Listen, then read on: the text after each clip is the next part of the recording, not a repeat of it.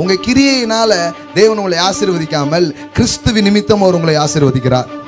ஒரு கேள்வியோடு இன்றைய பிரசங்கத்தை நான் துவக்கலாம் அப்படின்னு சொல்லி விரும்புகிறேன். என்ன கேள்வி அப்படின்னா, கிறிஸ்தவ வாழ்க்கை இல்லை பாடுன்னு ஒன்று கிறிஸ்தவ வாழ்க்கையில் உண்டா, அல்லது பாடு என்கிற ஒன்று கிறிஸ்தவ வாழ்க்கையில் கிடையவே கிடையாதா? இந்த கேள்விக்கு தான் இன்னைக்கு பதில் சொல்ல போறேன். நியாயப்பிரமாணத்தின் எதிர்பார்ப்பாக இருந்த மரணத்தை உனக்காக நான் நிறைவேற்றி விட்டேன், இப்பொழுது கிருபையின் எதிர்பார்ப்பாக இருக்கிற வாழ்வை நீ வாழு என்று சொல்லுகிறார்.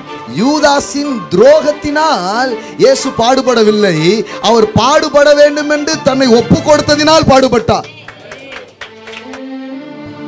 நான் இதுக்காகத்தான் இப்ப இந்த பூமியில இருக்கிறேன்னு எனக்கு தெரியுங்க. நான் இயேசு மாதிரி வெற்றியான ஒரு வாழ்க்கை வாழ ஆரம்பிப்பீங்க. Now no condemnation அர்த்தம். எப்ப திருப்பினாலும் அது சொல்லும் now no condemnation in Christ Jesus. இயேசுவை யாரும் பாடுகளுக்கு உட்படுத்தல, அவரே தன்னை தானே ஒப்பு கொடுத்தார் என்பதை அறிந்து கொள்ளுங்கள். கிருபை உழைப்ப நீக்கிடல, கிருபை அதுல இருக்கிற களைப்பை நீக்கி இருக்குது. I am that I am என்ன அர்த்தம்? இருக்கிறவரா இருக்கிறேன் என்ன அர்த்தம்? உனக்கு என்ன வேண்டுமோ அதுவாக நான் இருக்கிறேன். ஹalleluya.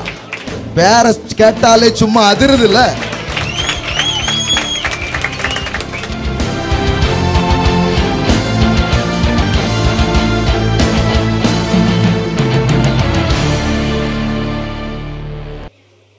கர்த்தர் நல்லவர். ஆமென்.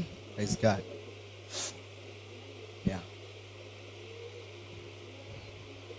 எல்லாம் வசதியாக உட்கார முடியுதா? வசதியான்னு கேட்க முடியாது, உட்கார முடியுதான்னு கேட்குறேன். ஓகே.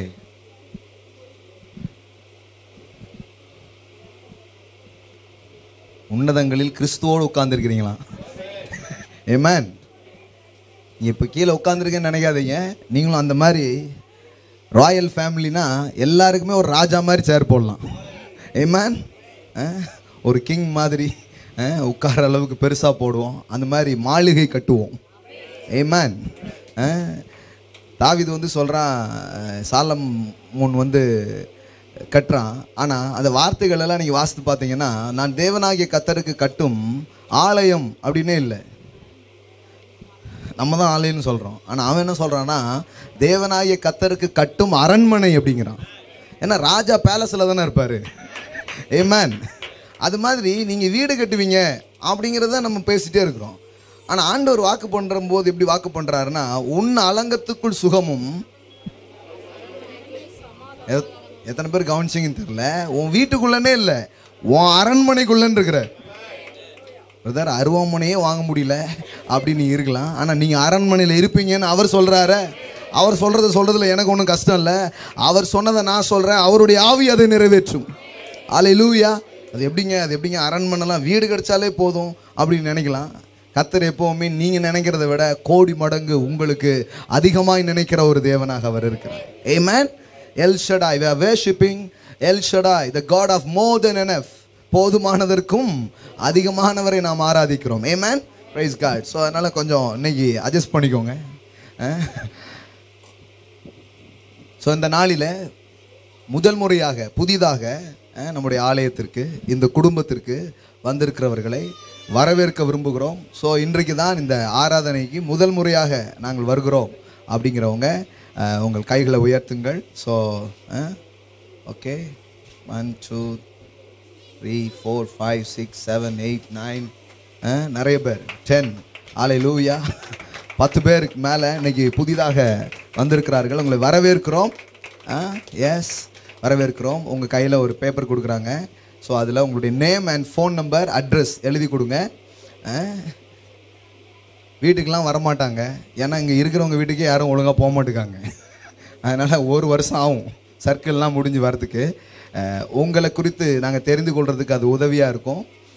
அது மட்டும் இல்லை, அதில் உங்களுடைய வாட்ஸ்அப் மொபைல் நம்பர் இருந்ததுன்னா அதை அதில் என்ன பண்ணுங்கள், குறிப்பிடுங்க. ஏன்னா தினமும் வாட்ஸ்அப்பில் நாம் இங்கே பேசுகிற மெசேஜினுடைய ஒரு சின்ன கிளிப்பிங்ஸ் என்ன பண்ணுறோம், அனுப்பிட்டுருக்குறோம். ஸோ அது உங்களுக்கு வரும். ஏற்கனவே இங்கே வந்துட்டு இருக்கவங்களுக்கு வரலைன்னா கிருபா கிட்ட உங்கள் நம்பர் கொடுத்துட்டு போங்க. இங்கே ஜெனிஃபர் சிஸ்டர்கிட்ட கொடுங்க, அதை என்ன பண்ணிப்பாங்க, நோட் பண்ணி வச்சுப்பாங்க. ஸோ உங்களுக்கு டெய்லி என்ன பண்ணுவாங்க, அனுப்புவாங்க. ஸோ இன்றைக்கு முதலாய் வந்திருக்கிற இந்த அருமையான நண்பர்களை, குடும்பத்தினர், கை தூக்குனாங்களே எங்கே இருக்கிறாங்க, அவங்கள எல்லாரையும் நாங்கள் வரவேற்கிறோம். Welcome to the Rock Jesus Royal Family Church. Amen. Give them royal welcome, my friend. Amen. ரத்தின கம்பளெல்லாம் விரித்து உங்களை வரவேற்கணும்னு ஆசை. ஆனால் கம்பளம் சைஸ் கூட இந்த இடம் இல்லை. ஆனால் அப்படி விரித்து வரவேற்போம். மேலதானங்களோடு புதிதாய் வந்திருக்கிறவர்களை வரவேற்போம். அல்லேலூயா. ஸோ உங்களை வரவேற்கிறோம். உங்களை அறிமுகப்படுத்தின நண்பர்களுக்கு நன்றி சொல்லுகிறோம். நீங்கள் எப்படி வந்தீங்கன்னு தெரில. இந்த தெருவில் கண்டுபிடிக்கிறது ரொம்ப கஷ்டம். கர்த்தர் தேடி கண்டுபிடிச்சதுக்கும் சேர்த்து உங்களுக்கு பலன் தருவார். ஆமென். போர்டு கூட இல்லாத இடத்துக்கு தேடி வந்திருக்கிறீங்க. கர்த்தருடைய வார்த்தைக்காக வந்திருக்கீங்க. அவருடைய கிருபைகளை கேட்க வந்திருக்கிறீங்க. அது உங்கள் வாழ்க்கையை நிரப்பும். இந்த நாளில் இந்த இடத்திற்கு புதிதாய் வந்திருக்கிறவர்களுக்கு நான் சொல்லுகிறேன், தேவன் 2 காரியங்கள் எனக்கு சொன்னார். ஒன்று, இங்கு வருகிறவர்கள் புதிய ஆரம்பத்தை பெறுவார்கள் அப்படின்னு சொன்னார். அடுத்தது, அவங்க ஒரு புது மகிமைக்குள்ளே போவாங்க, அனதர் க்ளோரிக்குள்ளே போவாங்க. ஏற்கனவே ஒரு அளவு இருக்குது அப்படின்னு சொல்கிறவங்க இன்னொரு க்ளோரிக்குள்ளே அவங்க போவாங்க. நான் சொல்கிறேன், இதுவரை உங்கள் வாழ்க்கையில் நடக்காத காரியங்கள் இந்த நாள் முதற்கொண்டு உங்கள் வாழ்க்கையில் நடக்கும் என்று நான் சொல்லுகிறேன். இந்த நாள் முதற்கொண்டு expect new things in your life. உங்கள் வாழ்க்கையில், உங்கள் பிஸ்னஸில், உங்கள் குடும்பத்தில் புதிய காரியங்களை எதிர்பாருங்க. தேவன் அதை செய்வார். அவருடைய வார்த்தையை அவர் உறுதிப்படுத்துவார். ஆமென். இடிஞ்சிருந்துன்னா இந்த நாளில் இருந்து கட்டப்பட போகிறது. அல்லேலூயா. ஆமாம், இந்த நாளில் இருந்து பெரிய திருப்பு முனைகள் உங்கள் வாழ்க்கையில் நடக்கும். இவர்களுக்கு நடக்கும் என்று விசுவாசிக்கிறீர்களே, உங்களுக்கும் நடக்கும். ஆமென். நீங்கள் ஏற்கனவே உள்ளதாக இருக்கிறீங்க, உங்களுக்கு நடந்துட்டு இருக்குது. ஆமென். கர்த்தர் நல்லவர். அல்லேலூயா. துதிக்கப்படத்தக்கவர். இன்னும் ஒரு ஃபேமிலிஸு, நம்ம நண்பர்கள், அவங்க முறையாக வரல, ஏற்கனவே இருக்கிறாங்க. உங்கள் எல்லாரையும் விட ஆதியிலே இருந்து ஒருத்தர் இருக்கிறாரு. ஆதியிலே வார்த்தை எப்படிமோம்ல, அது மாதிரி ஆதியில இருந்து இருக்கிறாரு அந்த சகோதரர். இன்றைக்கி குடும்பத்தோடு வந்திருக்காங்க. அவங்க எழுந்து நிற்கலாம். அவங்கள வரவேற்போம். அருமையான சகோதரர் மற்றும் அவங்க குடும்பத்தினர் வந்திருக்கிறாங்க. ஜெபராஜ் சார் உங்களுக்கு தெரியும், ஒரு தமிழ் மருத்துவர் மற்றும் பல தொழில் செய்யக்கூடிய மல்டி பிஸ்னஸ் மேன் தேவன் அவர்கள் கொடுத்துருக்கிறார். அவங்க மனைவி காலேஜில் ப்ரொஃபஸராக இருக்கிறாங்க, ஸ்கூலில் டீச்சர்ஸாக இப்போ ஒர்க் பண்ணுறாங்க. இந்த பிள்ளைகள் சிறந்த விதத்தில் தேவனை அறிகிற அறிவில் வளர்ந்துட்டுருக்காங்க. ஜோஷுவா எண்ணிக்கை கூடிக்கொண்டே இருக்கிறது. சுதந்திரிப்பு சீக்கிரமாக நடக்கும். அங்கே ஜோஷுவா இருக்காங்க. ஸோ அவங்க பிள்ளைங்கள்லாம் இருக்கிறாங்க. அவங்களை அறிமுகப்படுத்துறது ரொம்ப சந்தோஷம். அருமையாக பாட்டு படித்தாங்க. அவங்க கை தட்டு கொடுத்துருங்க. வாரந்தோறும் பாட போகிறாங்க. சீக்கிரமாக வந்தீங்கன்னா தான் அவங்க பாட்டெலாம் நீங்கள் கேட்க முடியும். ஆமென். bless you brother. thank you. அல்லேலூயா. இன்னும் நிறைய பேர் வந்திருக்கீங்க. உங்கள் பேர், உங்கள் இது எனக்கு தெரியல. அடுத்த வாரம் தெரிஞ்சுக்க போகிறோம். அதை அறிமுகப்படுத்த போகிறோம். ஆமென். praise God. God bless you. So அது பேப்பர் மட்டும் ஃபில் பண்ணி போகும்போது என்ன பண்ணுங்கள், கொடுத்துட்டு போங்க. ஓகே. இந்த சபையில் நாம் எதை நம்புகிறோம், எதை நாம் போதிக்கிறோம் அப்படிங்கிறத எப்போவுமே கொஞ்சம் சொல்ல விரும்புகிறேன். ஏன்னா ஒரு சபைன்னு எடுத்துக்கிட்டால் அந்த சபைக்கு என்ன உபதேசம் இருக்கிறது அப்படிங்கிறதா நிறைய பேர் என்ன பண்ணுவாங்க, கேட்பாங்க. வாட் இஸ் யுவர் டாக்ட்ரின் அப்படின்னு கேட்குறாங்க. உங்களுடைய உபதேசம் என்ன அப்படின்னு என்ன பண்ணுவாங்க, கேட்பாங்க. அது ரைட்டுங்க, பிரசங்கம்லாம் ரைட்டு, உபதேசம் உங்கள் பாஸ்டர் பேசுகிறாரா அப்படின்னு என்ன பண்ணுறாங்க, கேட்குறாங்க. உபதேசம் அப்படிங்கிற ஒரு வார்த்தை ரொம்ப பிரபலியமான வார்த்தை, டாக்ட்ரின் அப்படின்னு சொல்லுவாங்க. நிறைய சபைகளில் பிரசங்கங்கள் தான் செய்யப்படுகிறது, உபதேசம் இல்லை, டாக்ட்ரினல் இல்லை அப்படின்னு ஒரு குற்றச்சாட்டு எப்போதும் என்ன பண்ணப்படுகிறது, சொல்லப்படுகிறது. இப்போ எனக்கு தெரிஞ்சு திருவாளர் பொதுஜனம் நிறைய பேருக்கு அதை பற்றி பிரச்சனையே கிடையாது. அது என்ன பிரதர் அப்படிம்பாங்க. ஆனால் இன்னும் சிலர் தேர்ன பல இடங்களுக்கு போய் பல காரியங்களை கற்றுக்கிட்டு வந்தவங்களாம் என்ன பண்ணுறாங்க, வர்றாங்க. அதனால் நான் பேசுகிறது சிலது உங்களுக்கு புரியலன்னா வருத்தவே படாதீங்க, அது உங்களுக்கு இல்லை. ஆமென். இங்கே பேசுகிறது எல்லாமே உங்களுக்கு புரியணும் அவசியம் இல்லை, அது புரிய வேண்டியவங்களுக்கு புரிஞ்சிடும். சிலர் இங்கே இருந்து புரிவிங்க, சிலர் இங்கே இல்லாமல் இந்த பார்த்துட்டு இருக்காங்க யூடியூப்ஸில். அவங்களுக்கு உலகம் ஃபுல்லாக இருந்து இதை பார்க்குற அவங்களுக்கு இது புரிய ஆரம்பிக்கும். ஏன்னா நான் எல்லாருக்கும் சேர்த்து தான் பேசணும் பாருங்கள். ஒரு சண்டே ஆராதனைன்னா நானே யோசித்தேன், ஆண்டவர் இவங்களுக்கு இந்த பிரச்சனை, இவங்களுக்கு இது எதை நான் பேச அப்படிங்கிற மாதிரி ஆகிடும் சில நேரம். அதனால் நீங்கள் தான் எல்லாத்துக்கும் பரிமாறணும். சாப்பிட்டு விருந்து முடித்து போகும்போது எல்லாருக்கும் நல்லா இருந்துச்சு அப்படின்னு சொல்லணும், அது உங்களுடைய வேலை அப்படின்னு சொல்லிட்டு தான் வந்திருக்கிறேன் பாருங்கள். எப்போவுமே பரிசுத்த ஆவியானவர் பகிர்ந்தளிக்கும் ஊழியத்தை அவர் செய்கிறவராக இருக்கிறார். ஆமென். பாத்துலப்பா சொல்லுங்கள், நீங்கள் வெறுமையாக செல்ல மாட்டீர்கள், உங்களை திருப்தியாக்குவார், உங்களை நிரப்பி அனுப்புவார். இயேசுவிடம் வந்த யாரும் வெறுமையா செல்லவில்லை, அவர்களை நிரப்பினார். ஆமென். வழியில கூட சோர்ந்து போக மாட்டீங்க, வழியில கூட வலிமையாய்த்தான் நீங்கள் போவீர்கள். அல்லேலூயா. வழியிலேயே ஒரு பெரிய உற்சாகத்தோடு தான் நீங்கள் போவீர்கள். ஆமென். தாவீது சொல்றான், உம்முடைய ஆலயத்துக்கு போவோம் அப்படின்னு சொன்ன போது நான் எப்படி இருந்தேன்? மகிழ்ச்சியா இருந்தேன் அப்படின்ட்டு. ஆனா இன்னைக்கு அதெல்லாம் விட ரொம்ப முக்கியம் என்னன்னா, ஆலயத்தை விட்டு போகும்போது நான் மகிழ்ச்சியா இருந்தேன் அப்படின்னு சொல்றதுதான் இன்னைக்கு ரொம்ப முக்கியமா இருக்குது. புரிந்தவர்கள் பாக்கியவான்கள், புரியாதவர்கள் அதை விட பாக்கியவான்கள். ஏன்னா நிறைய நேரத்தில் வரும்போது அப்படிதான் வர்றாங்க, ஆனா போகும்போது நான் வருகையில் போவேனா, முதல்ல வீட்டுக்கு போவேனா அப்படிங்கிற அளவுக்கு குழப்பமும் பாதிப்பும் மனநிலையும் உள்ள என்ன பண்ணிடுது, உள்ள போயிடுது பாருங்க. ஏன்னா அநேக நேரத்தில் சபையில் ஜீவன் போதிக்கப்படுறதில்ல, தேவனுடைய அந்த நிறைவு போதிக்கப்படுறதில்ல, வெறும் ஜனங்கள் மேல் குற்றச்சாட்டுகள் மட்டுமே வைக்கப்படுறதுனால மக்கள் என்ன ஆயிடுறாங்கன்னா சோர்ந்து போய் வராங்க. ஆனால் நான் சொல்கிறேன், உபதேசம் சொல்கிறாங்க. என்ன உபதேசம் அப்படின்னு சொன்னால், தேவன் உங்களை வாழ வைக்கிறார் என்பதுதான் உபதேசமாக இருக்கிறது. அல்லேலூயா. எல்லாம் சொல்லுங்க, இந்த சர்ச் உபதேசம் என்னன்னா, பக்கத்தில் சொல்லுங்க, உபதேசம் என்னன்னா, தேவன் உங்களை வாழ வைப்பார், உங்கள் மூலமாக சிலரையும் வாழ வைப்பார். அதைத்தான் வாரம் வாரம் பேசுவாங்க, அதை தான் வாரம் வாரம் என்ன பண்ணுவாங்க, சொல்லுவாங்க. இது உங்களுக்கு ஓகேனா, டீல் ஓகேனா வாரம் வாரம் வாங்க. இன்னும் நான் இப்படி எதிர்பார்த்தேன், இல்லை நான் உங்களை எதிர்பார்க்க வச்சு ஏமாற்றவே விரும்பல. எந்த வாரம் வந்தாலும் உங்களை வாழ வைக்கிறத பற்றி பேசுவேன், உங்கள் மூலமாக சில பேரை தேவன் எப்படி வாழ வைப்பார் அப்படிங்கிறத பற்றி பேசுவேன். அதுக்கப்புறம் இந்த நாட்டை எப்படி வாழ வைக்கலான்னு பேசுவேன். ஆமென். வீட்டை வாழ வைக்கிறதும் சொல்லுவோம், நாட்டை வாழ வைக்கிறதும் சொல்லுவோம். ஏன்னா வேதம் சொல்லுகிறது, செம்மையானவர்களின் ஆசீர்வாதத்தினால் பட்டணம் நிலை பெற்றோங்கும். அல்லேலூயா. எஸ், நீதிமான் நன்றாயிருந்தால் பட்டணம் கலிகூரும். எல்லாம் சொல்லுங்க, நான் நல்லா இருந்தா ஊரே நல்லா இருக்கும். அதனால இங்க வார வாரம் பேசுவோம், நீங்க நல்லா இருக்கணும், நாடு முன்னேற என்கிற சத்தியத்தை நாங்கள் தொடர்ந்து அறிவித்துக் கொண்டிருக்கிறோம். ஹல்லேலூயா. அதுதான் பேசிட்டே இருக்கிறோம்.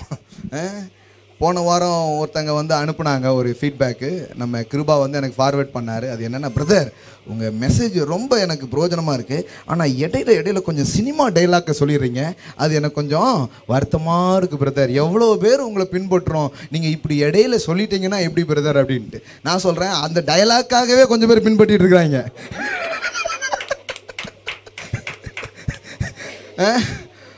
ஒருத்தர் வந்து நான் சொன்ன ஒரு ஜோக்கை வச்சே மெசேஜ் கேட்க ஆரம்பிச்சு இப்போ தொடர்ந்து கேட்டுக்கிட்டு இருக்கிறார். ஆமென். எல்லாமே அதாவது எல்லாத்தையும் சோதித்து பார்த்து நலமானதை பிடித்துக் கொள்ளுங்கள். உங்களுக்கு அது வேண்டாங்க, ஆனால் சில பேருக்கு அந்த டார்ச் அடிச்சு தான் அவனை கூப்பிட வேண்டியது இருக்கு. இவர் நம்மளை பாரியா யோசிக்கிறாரு, இதுக்குள்ளே போகலாங்கிற எண்ணமே அவனுக்கு வருது பாருங்க. அதனால பதில் சொல்லிடுறேன், அனுப்பிச்சிருங்க கிருப்பா. கேட்குறாங்க, எவ்வளோ பேர் பிரதர் நீங்கள் இப்படி சொல்லாமா பிரதர், அது இந்த இடம் பரிசுத்தமான இடத்துல இருந்து அப்படிங்காங்க. இந்த நாளைக்கு அந்த முக்கில் போட்டுருவோம். அப்போ அந்த என்ன பண்ணுவீங்க நீங்கள்? இடம் இல்லை, உங்க இடத்துல உங்களை தான் பரிசுத்தமாக்குகிறார். ஆமென். இன்னொன்று பாருங்க, வல்கரா எதுவும் சொல்றது இல்லை, சும்மா வந்து அதனுடைய காரியத்தின் கடைத்தொகையை கவனிங்க, அதான் ரொம்ப முக்கியம். இது மூலமாக என்ன சொல்ல வராரு, இயேசு என்ன சொன்னார், அவர் நல்லா தான் சொல்லியிருப்பாரு அப்படின்னு சொல்கிறதுக்கு தான் எல்லா முயற்சி என்ன பண்ணுறோம், எடுக்கிறோம் பாருங்க. ஆனால் உங்களுக்கு தேவையானதான் எடுத்துக்கோங்க, உங்களுக்கு தேவையில்லாதெல்லாம் விட்டுருங்க. இங்கே சிலர் ஆடுவாங்க, சிலர் சிரிப்பாங்க, சிலர் விசில் அடிப்பாங்க. உங்களுக்கு ஒத்து போக உங்களுக்கு ஒத்து போகாமல் இருக்கலாம். அதனால் என்ன இங்கே என்ன விசில்லாம் அடிக்கிறாங்க, இது என்ன சினிமா கோட்டையா அப்படிங்காங்க. நான் சொல்கிறேன், சினிமா கோட்டையை விட ஆரவாரமும் ஆர்ப்பரிப்பும் இப்பொழுது சபையிலே இருக்கிறது என்று சொல்லுகிற நாள் வந்து இருக்கிறது. ரொம்ப ஜாலியா இருக்கணுமா, சர்ச்சைக்கு போ அப்படின்னு சொல்ல போறாங்க. அல்லேலூயா. ரொம்ப மகிழ்ச்சியா இருக்கணுமா, ஆலய ஆராதனைக்கு போ அப்படின்னு மாத்தி சொல்ல போறாங்க. ஆமென். சினிமா கோட்டையில் ஆறுதல் பிரசங்கம் பண்ண போறாங்க. இங்க ஏன்பா வந்த, அங்க போப்பா, அங்கதான் சந்தோஷம் இருக்கும், அங்கதான் மகிழ்ச்சி இருக்கும், அங்கதான் நிம்மதி இருக்கும், அங்கதான் பேரின்பம் இருக்கிறது. அல்லேலூயா. ஏனென்றால் தேவனுடைய வார்த்தை சொல்லுகிறது, அவர் சமூகத்தில் பேரின்பம் இருக்கிறது. அல்லேலூயா. வெறும் இன்பம் இல்லை, என்ன இன்பம் இருக்குது? பேரின்பம் அங்க இருக்கிறது, ஆர்ப்பரிப்பு இருக்கிறது, ஆரவாரம் இருக்கிறது, எல்லாமே இருக்குது பாருங்க. கிரிக்கெட்டு பார்க்கும்போது மட்டும்தான் விசில் அடிக்கிறது, ஒரு 6 போனா விசில் அடிக்கிறது அப்படிங்கிறது. பாலுக்கு கை தட்டுறாங்க. நான் சொல்றேன், நம்ம ஆளுக்கு கை தட்டுங்க. ஆமென். யாரோ ஒருத்தர் 6 அடிச்சா அடிக்கிறீங்க, கொஞ்சம் கை தட்டுறோம், ஆர்ப்பரிக்கிறோம். நான் சொல்றேன், வசனம் வரும்போது கை தட்டுங்க. வசனம் வரும்போது அதை வரவேறுங்க. என் கர்த்தர் எவ்வளவு நல்லவராக இருக்கிறார், எவ்வளவு அருமையான வசனிப்புகள் என்னை குறித்து பேசுகிறார், என் குடும்பத்தை குறித்து பேசுகிறார் அப்படின்னு சொல்லி சந்தோஷப்படுங்க. ஒன்றும் தப்பு இல்லை பாருங்க. சந்தோஷம், மகிழ்ச்சி இதெல்லாம் உலகம் அப்படின்னு சொல்லிட்டு என்ன பண்ணிட்டோம், உலகத்துக்கு தூக்கி கொடுத்துட்டோம் பாருங்க. கிடையாது, கிடையாது, கிடையாது. தேவனுடைய ராஜ்யத்தில் 3ல் 1 பகுதியே மகிழ்ச்சி தான். அதை 3ஆக பிரிச்சிங்கன்னா அதில் ஒரு பகுதி என்னவாக தான் இருக்குது? தேவனுடைய ராஜ்யம். சொல்லுங்கள் பார்க்கலாம். வசனம் பாருங்கள். உங்களுக்கு நான் டாக்டரின் பேசி என்ன பண்ண போகிறேன்? ஒரு வசனம் கேட்டாலே இவ்வளோ யோசிக்கிங்க. சொல்லுங்கள் பார்க்கலாம். தேவனுடைய ராஜ்யம் புசிப்பும் குடிப்பும் அல்ல. ஸ்டீவன் பிரதர் இந்த வாரம் கிடையாதுன்ட்டாரு. புசிப்பும் குடிப்பும் அல்ல, நீதியும் சமாதானமும். அதில் பாருங்க, புசிப்பும் குடிப்பும் அல்ல, 3 தான் இருக்குது. ஒன்று என்னது? நீதி, சமாதானம். நீதி, அப்புறம் சமாதானம், அப்புறம் பரிசுத்தாவினால பாருங்க சமாதானம், சந்தோஷம் தான் தேவனுடைய ராஜ்யமா. 3ல் 2 பகுதி அப்படிதான் இருக்குது. ஆமென். அதனால கர்த்தருக்குள் மகிழ்ச்சியாக இருப்பது தவறு கிடையாது பாருங்க. நோக்கங்கள் முக்கியமானதாக இருக்கிறது. சரியான நோக்கத்தோடு சில காரியத்தை இங்கே நம்ம பண்ணுறோம், அதெல்லாம் புரிந்து கொள்ளுங்கள். ஸோ வாழ வைக்கிற தேவன், எல்லாம் சொல்லுங்கள், வாழ வைக்கிற தேவன். கர்த்தர் உங்களை ஆசீர்வதிப்பார், நீங்கள் அநேகருக்கு ஆசீர்வாதமாய் இருப்பீர்கள். இதை தான் இங்கே தொடர்ந்து என்ன பண்ணுறோம், பேசிகிட்டே இருக்கிறோம். பல பேர் பல கிரிட்டிக்ஸான கருத்துக்கள்லாம் வந்துகிட்டே இருக்குது. எல்லாத்துக்கும் பதில் சொல்ல முடியாதுனாலும் அப்பப்போ இந்த மாதிரி உண்மையாக கற்றுக்கணும், உண்மையாக அதை அறிஞ்சுக்கணும் தேடிட்டு இருக்கவங்களுக்காக சில பதில்களை நான் என்ன பண்ண விரும்புகிறேன், சொல்ல விரும்புகிறேன் பாருங்கள். ஸோ போன வாரம் ஒரு அற்புதமான சத்தியத்தை நாம் இந்த இடத்துல தியானித்தோம். வாரம் வாரம் அப்படி தான் சொல்லுவோம், அற்புதமான சத்தியத்தை தியானித்தோம் அப்படின்னு சொல்லிட்டு. ஏன்னா வாரம் வாரம் அதுதான் பண்ணிக்கிட்டு இருக்கிறோம். ஆமென், பிரைஸ் காட். ஸோ போன வாரம் ஒரு சத்தியம் தியானித்தோம். அது என்ன? கிறிஸ்துவின் நிமித்தம் நமக்கு வரும் பாடுகளை எதிர்கொள்வது எப்படி அப்படிங்கிறத பற்றி பேச ஆரம்பித்தோம். கிறிஸ்தவ வாழ்க்கை எப்படிப்பட்டது, அதில் வரக்கூடிய சவால்களை நாம் எப்படி எதிர்கொள்கிறது அப்படின்னு என்ன பண்ண ஆரம்பித்தோம், பேச ஆரம்பித்தோம். அதில் நிறைய காரியங்கள் நம்ம பார்த்தோம். ஐ திங்க் அது வந்திருக்குதுங்களா? ஓகே. நம்ம ஆட்கள் ஒரு 3 புது டிவிடி கொண்டு வந்திருக்காங்க. போன வாரம் பேசினது பாத்திரர் நீரே. அப்போஸ்தலர்கள் துன்பப்படுத்தப்படும் பொழுது அதை அவங்க எப்படி எதிர்கொண்டாங்க அதை பற்றி என்ன பண்ணியிருக்கிறோம், பேசியிருக்கிறோம். பேசினதுக்கப்புறம் தான் சொன்னாங்க, பிரதர் கரெக்டாக வேலண்டைன்ஸ் டேவை மனசில் வச்சு பேசுகிறீங்களே அப்படின்ட்டு. நானே மறந்துட்டேன் நான். ஆனால் ஆவியானவர் அதை குறித்து என்ன பண்ணியிருக்கிறார், பேசியிருக்கிறார். கிறிஸ்துவின் நிமித்தம் நம்முடைய வாழ்க்கையில் வருகிற காரியங்களை எப்படி சந்திக்கிறது அதை பற்றி பேசியிருக்கிறோம். அதுக்கப்புறம் நீங்கள் தலையாக இருப்பீர்கள் அப்படின்னு போன வாரம் ஈவினிங்கில் பேசினேன். இந்த வருஷம் வாக்குத்தத்தம் நமக்கு சொல்லப்பட்டிருக்கிறதே கர்த்தரில் பலன் அடைதல், பலனான வருஷம், இதுதான் நம்ம பார்க்குறோம். ஸோ அதை பற்றி பேசினதும் என்ன பண்ணியிருக்கு, வந்திருக்கு. இந்த வாரம் அதை தொடர்ந்து சில காரியங்களை உங்களோடு கூட நான் பேச விரும்புகிறேன். இந்த போன புதன்கிழமையிலிருந்து நம்முடைய கிறிஸ்தவ சபை பாரம்பரியங்களிலே ஒரு குறிப்பிட்ட அனுசரிப்பு நடந்து வருகிறது. என்ன தெரியுமா உங்களுக்கு? லெந்து நாட்கள் அப்படின்னு என்ன பண்ணுறாங்க, சொல்கிறாங்க. அதை புதன்கிழமையிலேருந்து என்ன பண்ணுறோம், ஆரம்பிக்கிறோம். அதுக்கு பேர் என்ன பேர்? சாம்பல் புதன் அப்படின்னு என்ன பண்ணுறோம், ஆரம்பிக்கிறோம். ஏன் அந்த மாதிரி ஒரு காரியத்தை சபை வரலாற்றில் வச்சுருக்கிறாங்க அப்படின்னு சொன்னால் பாருங்கள், எல்லா பாரம்பரியத்தையும் அடித்து போட்டுறக்கூடாது. எல்லா பாரம்பரியமும் தப்புன்னு என்ன பண்ண முடியாது, சொல்லிடவே முடியாது. சில நேரத்தில் போதிக்கிறவங்க என்ன பண்ணுறாங்கன்னா எதிர்கட்சி மாதிரியே ஆகிடுது. அதாவது என்ன பண்ணாலும் எதிர்த்துடணும், அதான் எதிர்கட்சி அப்படிங்கிற மாதிரி என்ன பண்ணிட்டாங்க, பேச ஆரம்பிச்சிட்டாங்க. அப்படி சொல்ல விரும்பலை பாருங்கள். அந்த மாதிரி மனப்பான்மையோடு நாம் இங்கே சில காரியங்களை சொல்லலை. நாம் என்ன விரும்புகிறோன்னா சிறந்தது எல்லா சபைகளிலும் சில சிறந்த காரியங்கள் இருக்கிறது, அதை நாம் வரவேற்பது மிக நல்லது. பாருங்க, அதை விட்டுறக்கூடாது. எதுக்காக இதை முன்னோர்கள் வைத்தார்கள் அப்படின்னு போனால் சில பாரம்பரியமான நம்பிக்கைகள் சொல்லப்படுகிறது. என்ன நம்பிக்கைனா, நம்ம கிறிஸ்தவ வாழ்க்கையில் பரபரப்பாக போயிட்டே இருக்கிற நம்முடைய வாழ்க்கையில் நம்முடைய ஆவிக்குரிய வளர்ச்சி எப்படி இருக்கிறது, முன்னாடி போயிருக்குதா பின்னாடி போயிருக்குதா அப்படின்னு நம்மையே நாம் கொஞ்சம் தற்பரிசோதனை செய்து கொள்வதற்கு ஒரு கால அவகாசம் நமக்கு தேவை. அப்படிங்கிறதுனால இந்த புதன்கிழமையிலிருந்து ஈஸ்டர் வரைக்கும் இந்த 40 days லெந்து நாட்களாக அவங்க என்ன பண்ணுறாங்க, ஆசரிக்கிற ஒரு முறைமையை கொண்டு வந்தார்கள். நான் சொல்கிறேன், இதில் எந்த தவறுமே கிடையாது.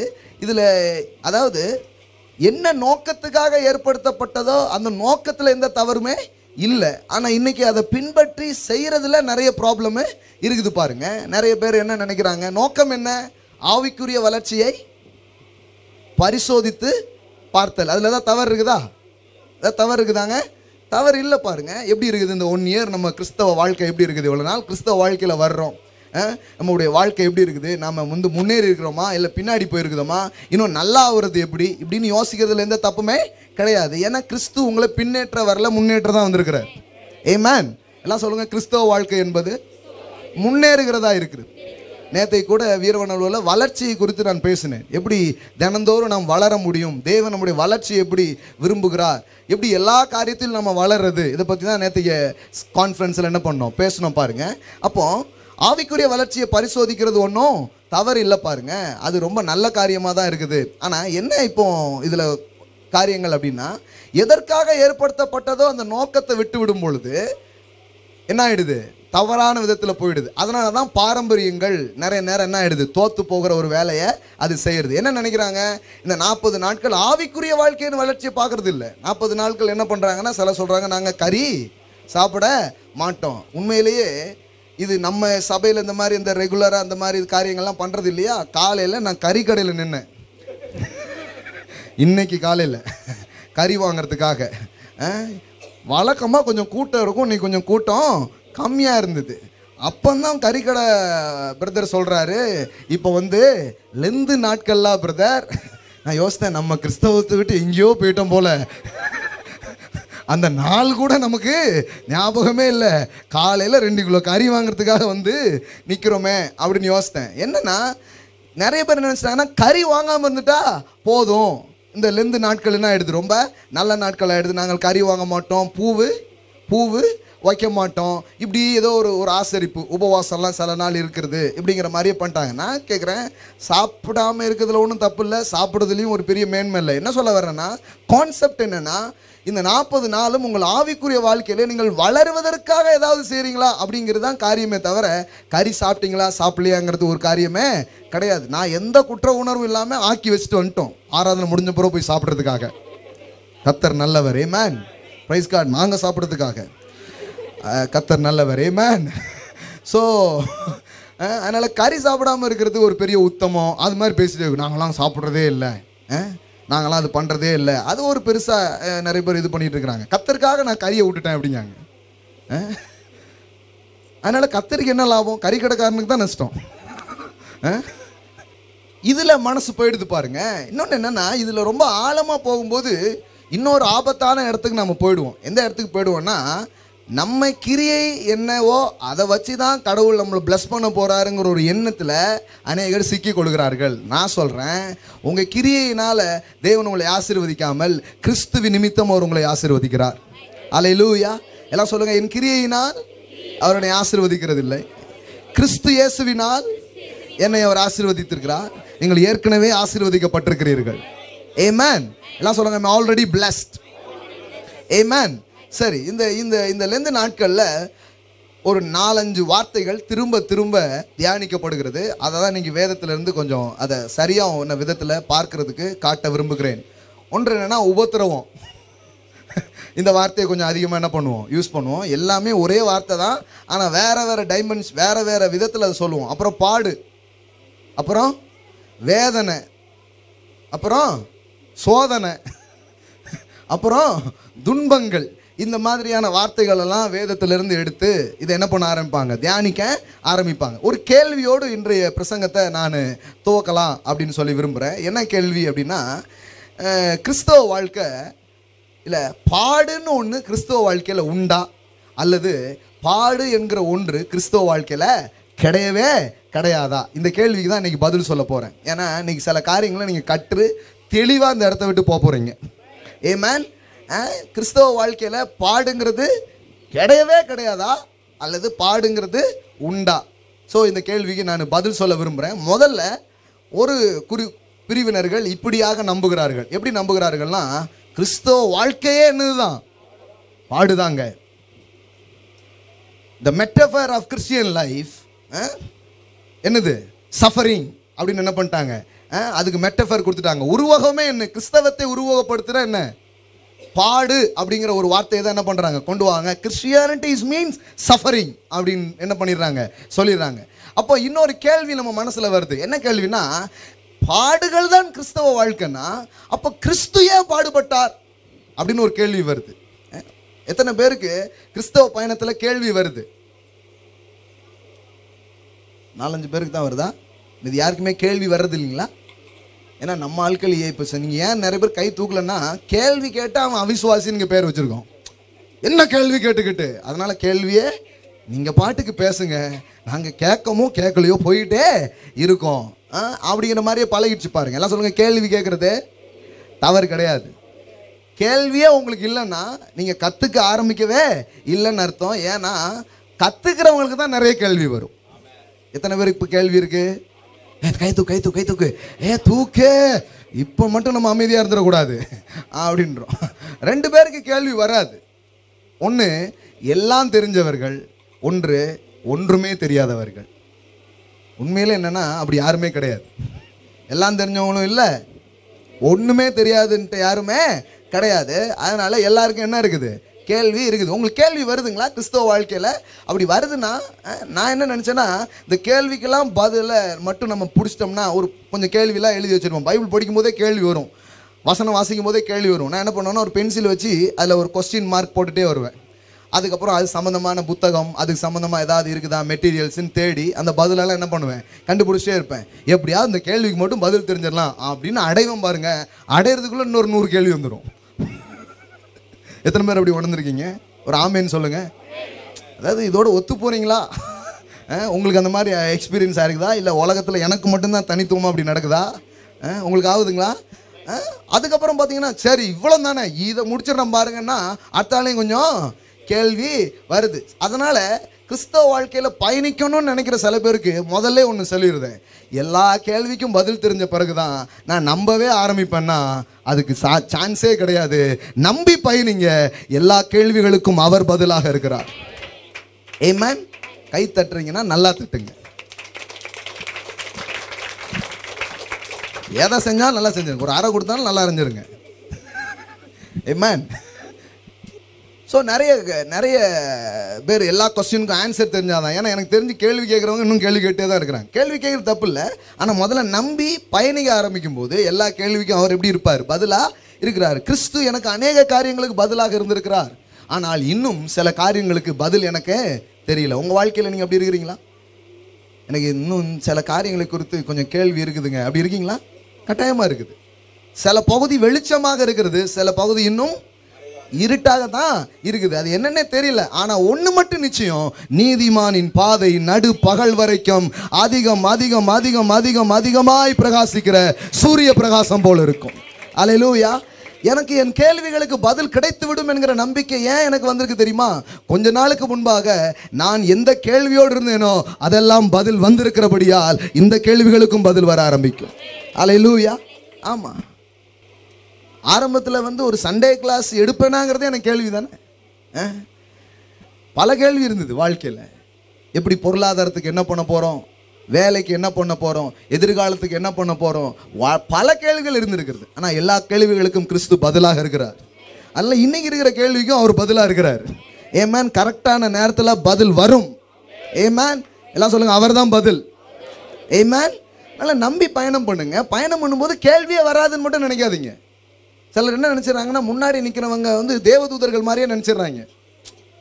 இவங்களுக்கு ஒரு குழப்பமுமே இருக்காது, ஒரு கேள்வியுமே இருக்காது, ஏன்னா இவ்வளோ பேசுறதுனால எல்லாமே தெரியும்னு நினைக்கிறாங்க. தயவாய் உங்களுக்கு ஒன்று சொல்ல விரும்புகிறேன், நானும் ஒரு நேரத்தில் பேண்டில் ஒரு கால் தான் விட முடியும். சூப்பர் நேச்சுரல் அப்படியே பறந்துக்கிட்டு ஒரே நேரத்தில் 2 காலையும் என்னால் என்ன பண்ண முடியாது, விட முடியாது. அப்படிப்பட்ட ஆளை தான் அங்கே இருக்கிறாங்க. உன்னை போருவன்.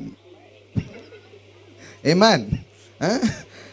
சரி, கொஸ்டின்ஸ் இருக்குது கிறிஸ்தவ வாழ்க்கையில். ஆனால் வர வர பதில் கிடச்சிருக்கு. யாருக்கெல்லாம் பதில் கிடச்சிருக்குது? பதில் கிடச்சிருக்குதா? இப்போ யாருக்கெல்லாம் கேள்வி இருக்கு? கேள்வி இருக்கா? எல்லாரும் எழுதுக்கிறீங்க பாருங்க. ஆமாம் பிரதர், பதிலும் கிடச்சிருக்குது, கேள்வியும் கிடச்சிருக்குது. நான் சொல்கிறேன், உங்களுக்கு கிடைச்ச பதில்லையே இப்போ இருக்கிற கேள்விக்கு பதில் இருக்கு. ஏன்னா அந்த பதிலை கொடுத்தவர் தான் இதுக்கும் பதிலை கொடுப்பார். அன்னைக்கு தூக்குனவர் தான் இன்னைக்கு உங்களை தூக்குவார். ஆமென்.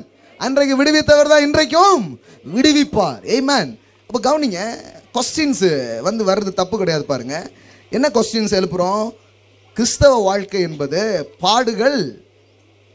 கிறிஸ்தவ வாழ்க்கையில் பாடுகள் உண்டா அல்லது கிடையவே கிடையாதா அப்படின்னு ஒரு கேள்வி. அப்படி கேள்வி வரும்போது நாமளே நிறைய ஏதாவது கேள்விக்கு பதில் கிடைக்கணும்னா நீங்கள் கொஞ்சம் இன்னொரு கேள்வி கேட்கணும். அதான் ஜீசஸ் ஸ்டைல். இயேசு எப்போதுமே என்ன பண்ணுவார்னா, அவர்கிட்ட யாராவது கேள்வி கேட்டாங்கன்னு வைங்களேன், அவர் திருப்பி ஒரு கேள்வி கேட்டுருவார்.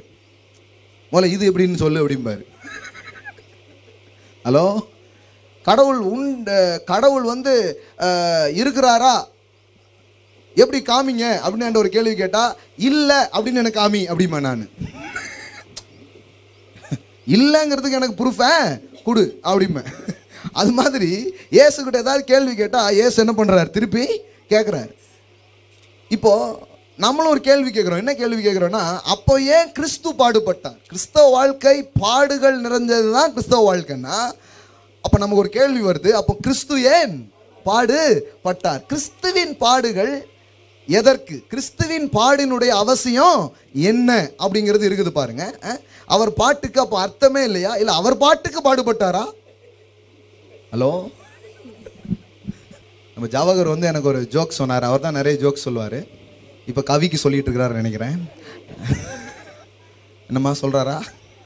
ஒரு ஆமேன்னு சொல்லு. இல்லைங்க, நான் தான் பேசுகிறேன், அவள் கேட்டே இருக்கிறானே அப்படிங்கிறீங்களா? ஓகே, வழக்கமாக ஒரு மியூசிஷியனை கூடுவாங்க மியூசிக் போடுறதுக்கு. ஸோ அவர் என்ன பண்ணல, போக முடியல. அவர் பையனை என்ன பண்ணிட்டாரு, அவர் சொன்னார், என் பையன் நல்லா வாசிப்பான், அவனை கூப்பிட்டு போங்க அப்படின்ட்டார். அது மாதிரி கச்சேரி முடிஞ்சிச்சு, திரும்பி வந்துட்டார். ஃபீட்பேக் கேட்டார் அந்த அப்பா. என்ன கேட்டார்னா, என் பையனை அனுப்பிச்சி வச்சேனே, மியூசிக்லாம் நல்லா போட்டானான்ட்டு. ஆமாம் நல்லா போட்டான். என்ன? ஆமாம், முதல்ல என் பாட்டுக்கு போட்டான், அப்புறம் அவன் பாட்டுக்கு போட்டான். நான் படிக்கிற பாட்டுக்கு போட்டே இருந்தான், அப்புறம் அவன் பாட்டுக்கு என்ன பண்ண ஆரம்பிச்சிட்டான், போட ஆரம்பிச்சிட்டான். அப்புறம் இனிதே கச்சேரி முடிவடைந்தது அப்படின்னாரு. ஸோ கிறிஸ்து அவர் பாட்டுக்கு ஏதோ பாடுபட்டு போயிட்டாரா? இல்லை, எதுக்கு பாடுபட்டாரு? அவர் பாடுபட்டதனுடைய அவசியம் என்ன? ஏன் அவர் பாடுபட்டார்? நான் பாடுபடணும்னா அவர் ஏன் பாடுபட்டாரு? இல்லை 2 பேருமே பாடுபட்டு தான் ஆகணுமா? மனுஷனா வந்தா அவர் கிறிஸ்துவா இருந்தானே, கடவுளா இருந்தானே, அவர் பாடுபட்டு தான் ஆகணும். சிலர் அப்படி இருக்கிறாங்க. என்ன நம்பிக்கைன்னா, இந்த உலகத்துக்குள்ள இறங்கினதுக்கு அப்புறம் எப்படி தப்ப முடியும்? அவர் இயேசு நாதரே இருந்தாலும் அவர் என்ன பட்டு தான் ஆகணும், பாடுபட்டு தான் ஆகணும். பாடுக்கு யாருமே என்ன பண்ண முடியாது, தப்பவே முடியாது. அப்படிங்கிற ஒரு மனநிலையோட நிறைய பேர் என்ன பண்ணுறாங்க, நிறைய கருத்துக்களை முன் வைக்கிறாங்க. பாருங்க, இயேசு உண்மையிலே இந்த உலகத்துக்கு எதுக்கு வந்தார் அப்படின்னு பார்க்கும்போது, மனிதனுக்காக மரிப்பதற்காக வந்தார். இப்போ இது சம்மந்தமாக தியானிக்கிறதுனால அது சம்மந்தமான காரியங்கள் என்ன பண்ணுறேன் சொல்கிறேன். அவர் எதுக்கு தான் வந்தார்? மரிக்கும்படியாக வந்தார். பிள்ளையை முன்னணையில் கிடைத்திருக்கிறது நீங்கள் காண்பீர்கள் அப்படின்னா, அந்த முன்னணை அப்படின்னாலே அது என்னதுன்னா, ஆடுகளுக்கு ஆகாரம் வைக்கிற இடம் தான் எதுவாக இருக்குது, முன்னணையாக இருக்கிறது. அந்த முன்னணையிலே அவர் வைத்திருந்தார்கள். அதை தான் மேய்ப்பர்கள் அடையாளமாக கண்டார்கள். எல்லாம் சொல்லுங்க, முன்னணையில் இருப்பது ஒரு அடையாளம். என்ன அடையாளம்? இந்த குழந்தை ஆடுக்கு உணவு வைக்கப்படுகிற இடத்தில் வைக்கப்பட்டிருக்கிறது எப்படியோ அதுபோலதான் இவரே இந்த உலகத்திற்கு ஆகாரமா இருக்க போகிறார். இவரே ஜீவன் அப்பமாக இருக்கிறார் என்பதற்கு அடையாளம். மாத்திரமல்ல, இவரே பலியாக போகிறார் அப்படிங்கிறதுக்கும் அது என்னவா இருக்குது, அடையாளமா இருக்குது. பாருங்க, அதனாலதான் யோவான் ஸ்நானகன் சொன்னான், இதோ உலகத்தின் பாவத்தை சுமந்து தீர்க்கிற தேவ ஆட்டு குட்டி அப்படின்னு சொல்றான்.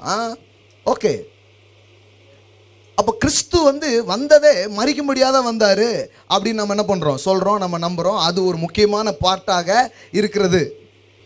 அவர் பாடுபட்டார், அவர் அடிக்கப்பட்டார்னா அவர் எப்போ பாடுபட்டார், எப்போ அடிக்கப்பட்டார் அப்படிங்கிறத கொஞ்சம் தெளிவா முதல்ல சொல்லணும் பாருங்க. ஏன்னா கிறிஸ்துவின் பாடை கூட நம்ம கரெக்டா புரிஞ்சுக்கலன்னா இன்னைக்கு நம்ம படுற பாடு, நம்ம வாழ்க்கையில சந்திக்கிற காரியங்களை சரியா நம்மளால வியாக்கியானிக்க முடியாது, புரிந்து கொள்ள முடியாது. முதல்ல ஒன்று தெரிஞ்சுக்கோங்க, கெத்செமனே தோட்டத்தில் அன்றைக்கு கைதிகள் அன்றைக்கு வந்து போர் சேவர்கள் வந்து ஒப்பு கொடுத்தேன் என்று சொல்லி கைது செய்யும் அந்த நொடி வரை கிறிஸ்து எந்த பாடுகளுக்கும் போகவே இல்லை.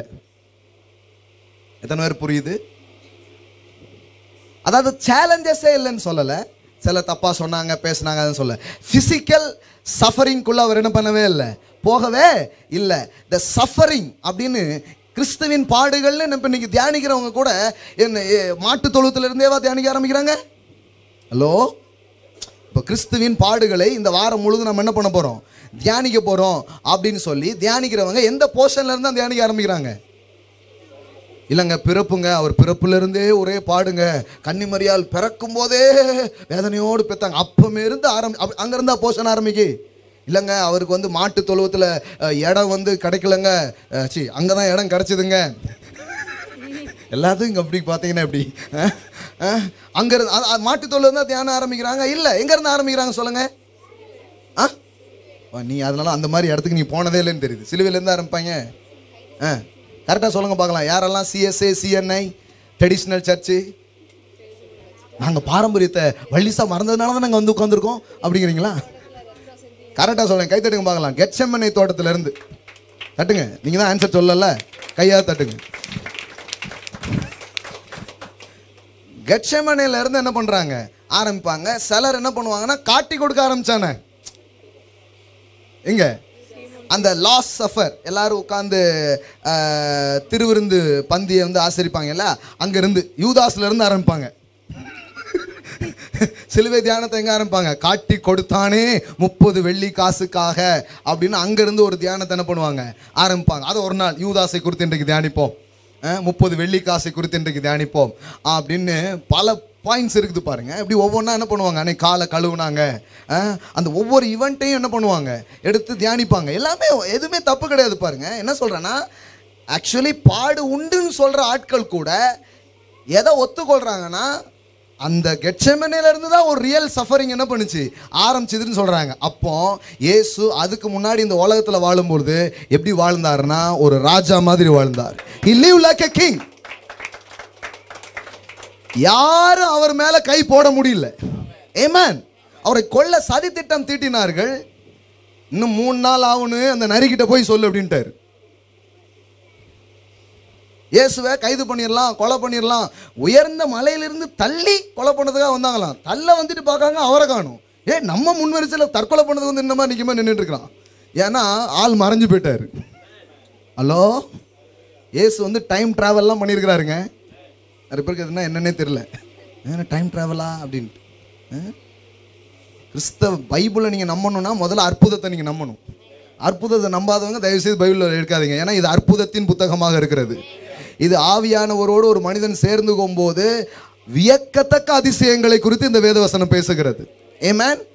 3 நாள் மீன் வயிற்றுக்குள்ள யோனா இருந்தானா, அதை நம்புறீங்களா அப்படிங்காங்க.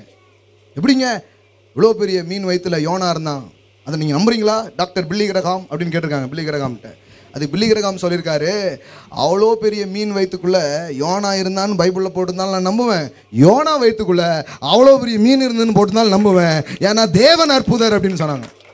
பார்த்துப்பா சொல்லுங்க, தேவன் அற்புதராக இருக்கிறார். அற்புதத்தை நம்புங்க, சும்மா லாஜிக் மைண்ட்லேயே வாழாதீங்க. தேவன் என் நேரமும் உங்க வாழ்க்கையில திருப்பு முனையை அனுப்புகிற தேவனாக இருக்கிறார். எந்த நேரமும் உங்க வாழ்க்கையில மாற்றங்களை அனுப்புகிற தேவனாக இருக்கிறார். எந்த நேரமும் அழைப்பு வரும் உங்களுக்கு. ஆமென். அடிச்சாம்பார் அப்பாயின்மெண்ட் ஆர்டர் அப்படின்னு சொல்லுவீங்க. ஆமென். ஹல்லேலூயா. இது பேசினாதான் விசில் வருது, அது பேசினா கைத்தட்டல் மட்டும் தான் வருது. இனிமே என்ன தொடர்பு கொள்ளணும்னா www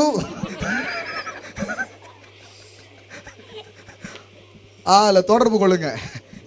நான் சொல்றேன், கர்த்தர் எந்த நேரமும் மாற்றங்களை அனுப்புகிறவர், திருப்பங்களை அனுப்புகிறவர். எல்லாம் சொல்லுங்க, தேவன் அற்புத. எல்லாம் சொல்லுங்க, ஐ பிலீவ் மிரேக்கிள்ஸ். எல்லாம் சொல்லுங்க, நான் அற்புதங்களை நம்புகிறேன். அற்புத நம்புறவன் வந்து சோம்பேறி கிடையாது. அற்புதத்தை நம்புறவன் என்ன நம்புறானா, ஆண்டவர் சொன்னார் பாருங்க, காற்றையும் காண மாட்டீங்க, மழையும் காண மாட்டீங்க, ஆனால் வாய்க்கால் என்ன பண்ணு, வெட்டு, அது நிரப்ப படும் அப்படின்னு சொன்னார். ஆமென். அற்புதத்தை நம்புறவன் தான் ரொம்ப சிறப்பாக போய் ஏதாவது செஞ்சுட்டு இருப்பான். ஏன் தெரியுமா, எந்நேரமும் தண்ணி வந்துட்டா என்ன பண்ண அப்படின்னு வெட்டிக்கிட்டே இருப்பான். ஹலோ, எனக்கு தெரிஞ்சிடும் அற்புதத்தை நீங்கள் நம்புறீங்களா இல்லையான்னு தெரிஞ்சிடும். எனக்கு தெரியும் இந்த இடத்துல போர்டு வைக்காமலே இங்கே நிரம்பிடணும்னு எனக்கு தெரியும். அதனால தான் போர்டு வைக்கல. இன்னொரு பெரிய இடத்துக்கு போக போகிறோம், சீக்கிரமாக போக போகிறோம். நீங்களாம் அப்படி வந்ததுனால சீக்கிரமாக போயிடலாம். ஐ திங்க் வித்தின் மந்த்ஸில் நம்ம இடம் மாறுவோம் இயேசுவின் நாமத்தினாலே. சில மாதங்களுக்குள்ளாக அதை நாம் செய்வோம். கர்த்தர் அதை செய்வார். இந்த காரியங்களோடு சேர்ந்து அதையும் நம்ம ஏன் நம்பக்கூடாது? ஆமென். பெருக தேவன் நமக்கு கொடுப்பார், பெரிய இடங்களை அவர் நமக்கு கொடுப்பார். ஹல்லேலூயா. Yes yes yes yes. அற்புதத்தை நம்புற ஆள் சும்மா இருக்க மாட்டார் பாருங்க. ஏதாவது நோண்டிக்கிட்டு, ஏதாவது தேடிக்கிட்டு, ஏதாவது பண்ணிக்கிட்டே இருப்பார். அதில் இப்போ சொல்லுங்க, அற்புதத்தை நம்புகிறவர்கள் சும்மா இருக்கிறது இல்லை, ஏதாவது ஒன்று பண்ணிகிட்டே இருப்பாங்க. ஏன் தெரியுமா, எந்நேரமும் எது வேணாலும் நடக்கும். ஆமென். நான் இன்றைக்கு பேங்குக்கு வேலைக்கு போகிறது நல்லது, ஏன்னா நாளைக்கு ஒரு பேங்க் நடத்தலாம். ஆமென். ஹல்லேலூயா. நாளைக்கு சொந்தமாக ஒரு பேங்க் நடத்தலாம். நான் சொல்கிறேன், ராக் பேங்க் அப்படின்னு ஒன்று இருக்கலாம். ஆமென். ஆமென். ஹல்லேலூயா. ஏன்னா லட்சம் பேர் இருக்கும்போது லட்சம் பேர் அக்கௌண்ட்டுக்கே ஒரு பெரிய பேங்க் தேவை இல்லையா? ஆமென். இருக்கும், பேங்க் இருக்கும். எல்லாமே பாருங்க, நீங்க விசுவாசிச்சீங்கன்னா நீங்க பண்ற சாதாரணமும் அசாதாரணமானது தான். பாதுலப்பா சொல்லுங்க, நீங்க விசுவாசிச்சா நீங்கள் செய்கிற சாதாரணமும் அசாதாரணமானதாகவே இருக்கிறது. ஆனா விசுவாசம் இல்லைன்னு வைங்களேன், நீங்க செய்யற அசாதாரணமானது கூட இப்படிதான் இருக்கும். ஒருத்தர் 2 லட்சம் தான் பிரதர் நாங்கள் சம்பளம் வாங்குதோம் அப்படிங்காங்க. என் ஹஸ்பண்டுக்கு 1 லட்சம், எனக்கு 1 லட்சம். கஷ்டமா இருக்கு பாஸ்டர். ஏன் தெரியுமா? there is no faith. அங்க என்ன இல்லை, அங்க என்ன இல்லை, விசுவாசமே இல்லை. விசுவாசம் இருந்ததுன்னா 2000 அப்படிமா. ஏய் எவ்வளவு? 2000. இந்த இது முன்னாடி சொல்லுவாங்களா, 5000 10,000 அப்படிங்கிற மாதிரி தான் இருக்கும். Amen. என்ன சொல்லுங்க, faith makes the difference. Come on, say faith makes the difference. இடையில சில கோட்டிங்ஸ்லாம் சொல்லிட்டே இருக்கு, நல்லா எடுத்து வச்சுக்கோங்க. உங்க வாழ்க்கையில் அவைகள் பெரிய சாவிகளாக இருக்கும் சில காரியங்களை திறப்பதற்காக. Amen. எல்லாம் சொல்லுங்க, விசுவாசங்கள் வித்தியாசத்தை ஏற்படுத்துகிறது. அதனால எனி டைம் என்ன வேணாலும் என்ன பண்ணும் நடக்கும் பாருங்க. நான் அப்படியே கொஞ்சம் ட்ராக்கை விட்டு போயிட்டே இருக்கிறேன். கவனிங்க, அற்புதத்தை நீங்கள் நம்பினாதான் வேதத்தை நம்ப முடியும். ஸோ எதுக்கு இவ்வளோ தூரம் வந்தோம் அப்படின்னா, எங்கேருந்து தியானிக்க ஆரம்பிக்கிறாங்க? ரியலாக கெத்செமனே இருந்து தான் தியானம் வருது. அதுக்கு முன்னாடி எந்த காரியங்களும் என்ன பண்ணுறது இல்லை, தியானிக்கிறதே இல்லை பாருங்க. இப்போ கெத்செமனே தோட்டத்தில் எதுக்கு சொல்லிட்டு இருந்தேன்னா, இயேசு அதுக்கு முன்னாடி கஷ்டப்படல. அதுக்கு முன்னாடி எப்படி இருந்தார்? He live like A king. எல்லாம் சொல்லுங்கள், ராஜாமா இருந்தார். அதனால தான் கை போட முடியல யாருமே அவர் மேலே. ஆமென். நீங்கள் நினச்சக்கூடாது, அவங்களுக்கு எப்போல்லாம் என்ன வந்ததோ அப்போல்லாம் இயேசுவையோ ஒரு சீசர்களையும் இழுத்து போட்டு அடித்தாங்க. நேரோட மைண்டில் அப்படி இருக்குது. அப்பப்போ கூப்பிட்டு விட்டு அடிப்பாங்க போல, இல்லை தேடி வந்து அடிப்பாங்க போல. இவங்க வாங்கிக்கிட்டே பிதாவே ஸ்தோத்திரம் அப்படின்னு குறுக்கிலே இப்படியே நின்றுக்கிட்டே இயேசு பேசினார் போல. நேற்றுக்கு அந்த ஏறோது ஒரு குத்து குத்திட்டான்ப்பா அந்த பக்கம். இப்படியே இயேசு இல்லை, இயேசு இப்படியே கஷ்டப்பட்டு இல்லை பாருங்க. யாருமே அவரை தொட முடியல, யாருமே அவர் தொட. ஏன்னா கெத்செமனே தோட்டத்தில் அதை ப்ரூவ் பண்ணி காமிக்கிறார். என்ன பண்றாரு? யூதாஸ் காட்டி கொடுத்துட்டான். நான் சொல்றேன், உங்களை சிலர் மாட்டி கொடுத்தாலும் காட்டி கொடுத்தாலும் நான் சொல்றேன், அது எப்படி இருக்குது அப்படின்னு சொன்னா, அது எப்படி இருக்குதுன்னா, நீங்கள் வந்து அந்த இடத்துல வந்து தோற்று போயிடுவீங்க, அந்த இடத்துல அப்படி தான் இருங்கிறது கிடையாது. தேவன் உங்கள் கூட இருக்கும்போது எத்தனை சூழ்ச்சி இருந்தால் கூட அது பேரில் உங்களுக்கு வெற்றியை தேவன் உங்களுக்கு கொடுக்குறார். ஆமென். எல்லாம் சொல்லுங்கள், மனிதர்களின் சூழ்ச்சிகளிலே எனக்கு ஜெயத்தை கொடுக்குறார். நம்ம எப்படி படிக்கிறோம்னா, பைபிளை நெகட்டிவாகவே படிக்கிறோம். பார்த்தீங்களா பிரதர்? இயேசுவின் சீசரில் ஒருத்தன், அவன் யாராக இருந்தான்? ஜூடாஸ் அப்படின்னு இந்த மூவிலாம் காமிப்பாங்க பாருங்க. என்ன பண்ணிட்டான்? காட்டி கொடுத்துட்டான் பாருங்க. இதுதான் கூட இருக்கிறவங்களே நம்பவே சத்தியம் எப்படி எப்படி கற்றுக்கிறாங்க பாருங்க. இல்லை அவன் மனைவியை நம்ப மாட்டிங்களா? அதான் வீட்டில் பிரச்சனை ஆகிட்டு இருக்கு. ஏன்னா உள்ளுக்குள்ளே என்ன தத்துவம் ஓடுது? கூட இருக்கவங்கள நம்பக்கூடாது. கணவர் என்ன பண்ணுறதில்ல, நம்புறதில்லை. பிள்ளைங்களை நம்புறதில்லை, எதையுமே நம்புறதில்லை. அப்படியே போய் வாழ்க்கையில் யாரும் நல்லவங்க வந்து நல்லது செஞ்சால் கூட நமக்கு என்ன வரமாட்டுக்கு, நம்பிக்கையே வரமாட்டு பாருங்க. நல்லா இல்லைங்க பாருங்க. யூதாஸின் துரோகத்தினால் இயேசு பாடுபடவில்லை, அவர் பாடுபட வேண்டும் என்று தன்னை ஒப்பு கொடுத்ததினால் பாடுபட்டார். பாருங்க, கவனிச்சுட்டே வந்தாதான் புரியும். பதில் சொல்லுங்க, துரோகத்தினால பாடுபடலைங்க. அப்படின்னா என்ன அர்த்தம்னா, யூதாசு இயேசுவின் தலைவலியை எழுதினான் அப்படின்னு அர்த்தம். நீங்க நம்புறீங்களா? ஏசு பரலோக பிதா அவர் அனுப்பியிருக்கிறாரு, யூதாசு தான் டைரக்ஷனை மாற்றி விட்டானா? இல்லை, யூதாசு அந்த டைரக்ஷன்ல போறதுக்கு ஒரு கருவியா இருந்தா அதை யூஸ் பண்ணிக்கிட்டாரு. ஆமென். யாரோ ஒருத்தர் காட்டி கொடுத்துருக்க முடியும், இவன் பண்ணியிருக்க வேண்டாம், இவன் பண்ணிட்டான். ஏன்னா அது எல்லாமே அங்கே முன்னாடியே முன் அறிவில் என்ன பண்ணப்பட்டிருக்கிறது, சொல்லப்பட்டிருக்கிறது. ஆனால் விஷயம் என்னன்னா, கெத்செமனே தோட்டத்தில் இயேசு வந்து கைது பண்ணுறாங்க, இயேசு வந்து பிடிக்கிறாங்க, போர் சேவர்லேருந்து பிடிச்சிடுறாங்க. அங்கே வந்து கேட்குறாங்க, அந்த கெத்செமனே தோட்டத்தில் அவர் வியாகுலப்படுறாரு. அங்கே இருக்கிற சீசர்கள் எல்லாருமே அவர் அதை பார்த்து என்ன பண்ணுறாங்க, அவங்களுக்கு ஆச்சரியமாக இருக்குது, இவர் ஏன் இப்படி இருக்கிறாரு? ஏன்னா ஒரு நாள் அவர் முகத்தில் அப்படிப்பட்ட ஒரு விஷயத்தை அவங்க பார்த்ததே இல்லை. அதுக்கு முன்னாடி இயேசு அவங்க அப்படி பார்த்ததில்லை. ஆனால் சபை எப்படி தெரியுமா, ஒரு நாளும் சிரிச்ச இயேசுவை நாம பார்த்ததே இல்லை. இது நம்முடைய பிரச்சனை. சீசருடைய பிரச்சனை என்னன்னா, கவலையோடு துக்கத்தோடு வியாகுலத்தோடு ஒரு கிறிஸ்துவ அவங்க பார்த்ததே கிடையாது. ஜாலியா இருக்கிற ஒரு ஆளை தான் பார்த்துருக்கிறாரு. இன்னைக்கு என்ன சகை வீட்டை விருந்தா, வாங்க போலாம். எப்பவுமே பரபரப்பா ஜாலியா, நீர் அக்கிரமத்தை வெறுத்தீர், நீதியை விரும்பினீர், ஆகையால் உமது தோழரை பார்க்கிலும் அவர் என்னை ஆனந்த தைலத்தினால் அபிஷேகம் பண்ணினார் என்று சொல்லப்படுகிற ஆனந்த தைலத்தால் அவர் எப்போதும் நிறைந்திருந்தார். ஆமென். எல்லாம் சொல்லுங்க, இயேசு மேல ஆனந்த தைலம் இருந்தது. ஆமென். அதனாலதான் இங்க ஜாய் அனாயிண்டிங் மேனிஃபெஸ்ட் ஆகுது. ஏன்னா ரியல் கிரைஸ்ட் இங்க மேனிஃபெஸ்ட் பண்றதுனால இங்க மக்கள் ஜாயில நிரம்புறாங்க. ஆமென். சம்டைம் வந்து பார்த்தீங்கன்னா பயங்கரமான ஜாய் சபையில் வந்து பிரேக் அவுட் ஆகுது. சிலர் வந்து என்னடா இந்த சபையில் எல்லாம் சிரிக்கிறாங்க அப்படின்னு. ஏன்னா இவங்களுக்கு தெரிஞ்ச ஒரே ஆவியானவர் அள வைக்கிறவர். இப்போ நான் பேசிட்டே இருக்கும்போது நீங்கள் எல்லாம் அழுதுட்டீங்கன்னு வைங்களேன், ஆவியானவர் இன்னைக்கு எவ்வளோ வல்லமையாக செய்வார்னா தெரியுமா பிரதர் அப்படின்னு நீங்களும் கரைச்சி போய் என்ன பண்ணுவீங்க, தொடச்சிட்டே போவீங்க. ஆனால் நீங்கள் போகும்போது சிரிச்சுட்டே போனீங்கன்னு வைங்களேன், ஒரு நாளும் சபைக்கு தெரியாது சிரிக்கிற இயேசும் சிரிக்க வைக்கிற ஆவியானவரும். அவர்களுக்கு அழுகிற இயேசு புதுமையானவர், நமக்கு சிரிக்கிற இயேசு புதுமையானவர். புரியுதா உங்களுக்கு?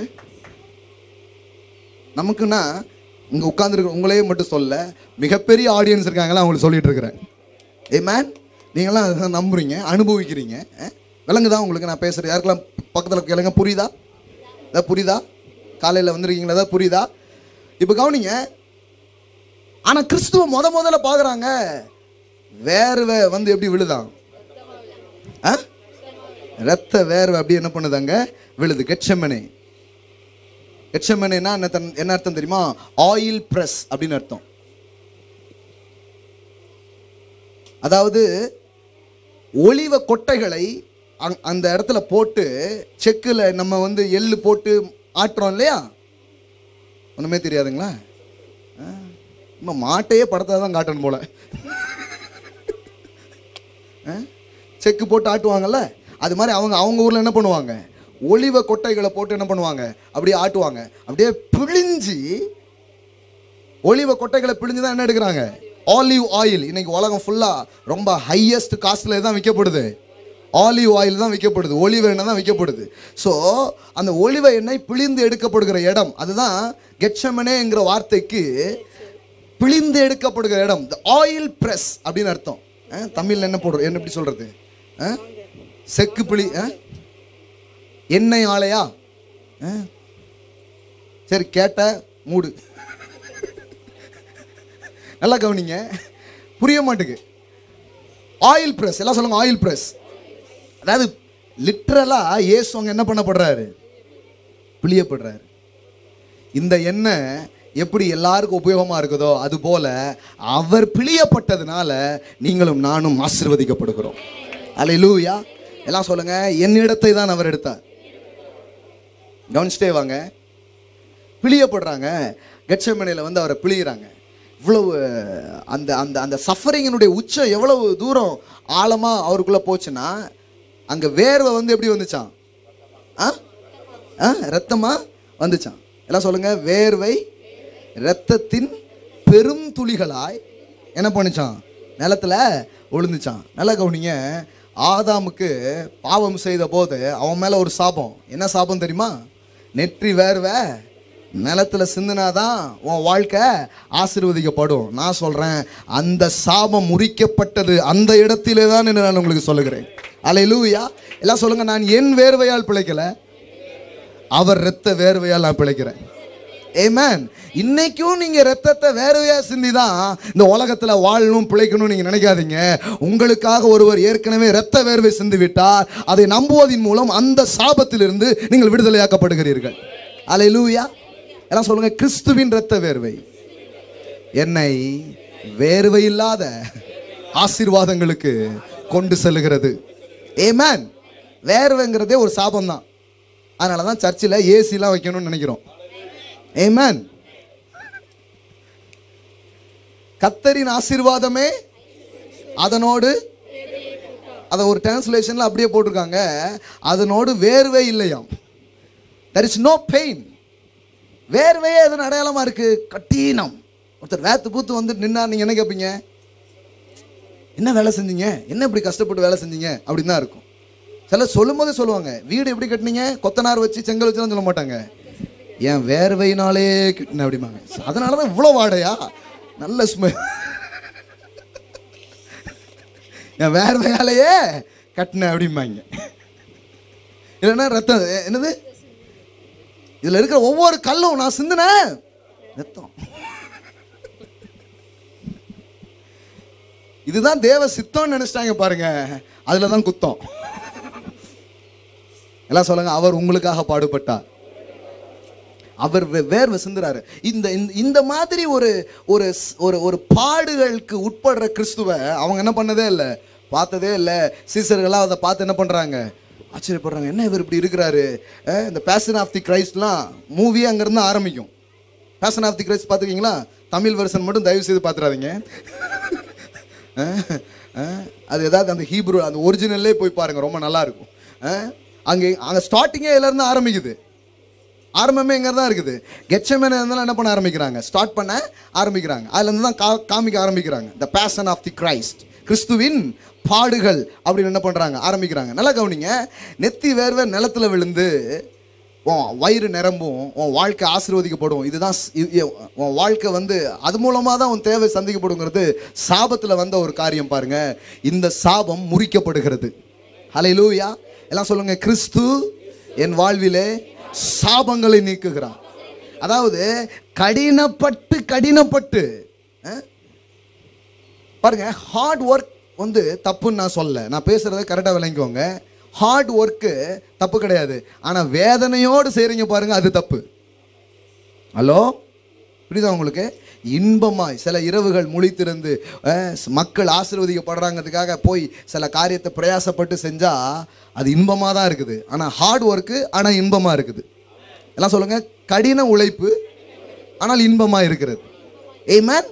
கிருபை உழைப்பை நீக்கிடல, கிருபை அதுல இருக்கிற களைப்பை நீக்கி இருக்குது.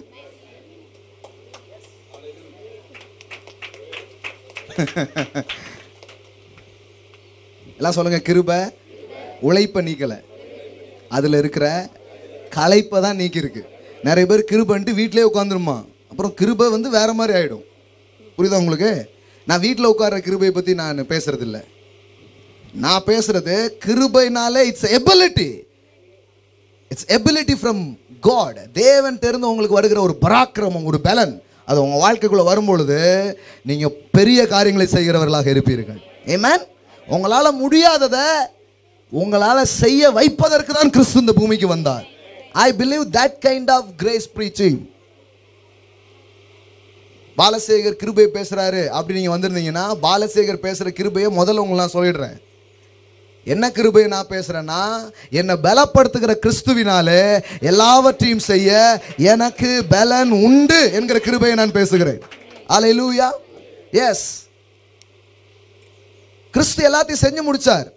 ஐ பிலீவ் தட். எல்லாத்தையும் செஞ்சு முடிச்சவர் இப்போ உள்ள வந்திருக்கிறாரு. இப்போ உன்னை கொண்டும் சில காரியங்களை செய்து முடிக்கிறேன் என்று. ஆமென்.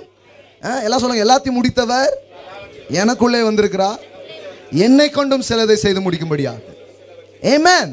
நான் வெற்றி பெற்றது போல உன்னை வெற்றி பெற வைப்பேன். அதனால தான் நான் உனக்குள்ள என்ன பண்ணியிருக்கிறேன், வந்திருக்கிறேன் அப்படிங்கிறார். ஆமென். எல்லாம் சொல்லுங்க, ஜெயித்தவர், முடித்தவர், வென்றவர் எனக்குள்ளே இருக்கிறார். ஆகையால் நானும் முடிப்பேன், ஆகையால் நானும் வெல்லுவேன், ஆகையால் நானும் முடிப்பேன். ஆமென். இதுதான் கிருபையினுடைய முழு பரிமாணமாக இருக்கிறது. பாருங்க, நிறைய பேர் இந்த பரிமாணத்தெல்லாம் அவங்க பேசுறது இல்லை. சில பேர் என்ன பண்றாங்கன்னா, இல்லைங்க நீங்க வீட்டிலே இருங்க, நீங்கள் சும்மா இருப்பீர்கள். எப்படி பைபிள்ல இந்த வார்த்தை எங்கெல்லாம் இருக்கு நீங்க வாசித்து பாருங்க. அங்கெல்லாம் அவங்க யுத்தத்துக்கு போயிருக்காங்க. நீங்கள் சும்மா இருப்பீர்கள், கர்த்தர் உங்களுக்காக அப்படின்னு இவங்க என்ன பண்ணாங்க, யுத்தத்துக்கு போனாங்க. அல்லோ, நிறைய பேர் யோசிக்கிறீங்க, நீங்கள் சும்மா இருப்பீர்கள், கர்த்தர் உங்களுக்காக அப்படின்னு சொல்லிட்டு என்ன பண்ணாங்க, யுத்தத்துக்கு போனாங்க. ஏன்னா நான் போய் நிற்கும் போதே எதிரியை எனக்கு மடிய வைப்பார். அவர் ஒரு சைடுல பாம்பு போடுவார். ஆமென். ஹல்லேலூயா. அவர் ஒரு பக்கம் இறங்கி அவர் சில காரியங்களை பண்றாரு. உங்களை சும்மா டம்மி பீஸா கடவுள் வைக்க மாட்டாரு. ஹலோ, நீங்க அப்படி சும்மா இந்த ஊர்ல இந்த விளையாடுறதுக்கு ஆளே கிடைக்கலன்னா ஒரு ஆள் சேர்ப்பாங்க பாருங்க. எப்படி உப்புக்கு அப்படின்னா என்ன அர்த்தம், ஏதோ சொல்லிட்டாங்க பெரியவங்களாம். உப்புக்கு சப்பானி, அதாவது சப்ஸ்டிடியூட் போடுறது, பதிலாக ஒரு ஆள் என்ன பண்ணுறது போடுறது. அதுக்கு சில நேரம் ஆள் கிடைக்கலன்னா யாராவது சேர்த்துக்குவாங்க. நம்ம சின்ன பையனாக வந்திருப்போம், நம்மளை சேர்த்துக்கிட்டாங்களே நினைக்குவோம். நமக்கு இப்போ தான் தெரியுது பல ரகசியம், இப்போ தான் தெரியுது நம்மளை ஏன் ஆட்டைக்கு சேர்த்தாங்க அப்படின்ட்டு. நம்ம பெருசாக பேசுவோம், அந்த அண்ணனோட விளையாண்டேன், அந்த அக்காவோட விளையாண்டேன் அப்படின்ட்டு. எல்லாரும் நம்ம வாழ்க்கையில் விளையாண்டுருக்காங்க.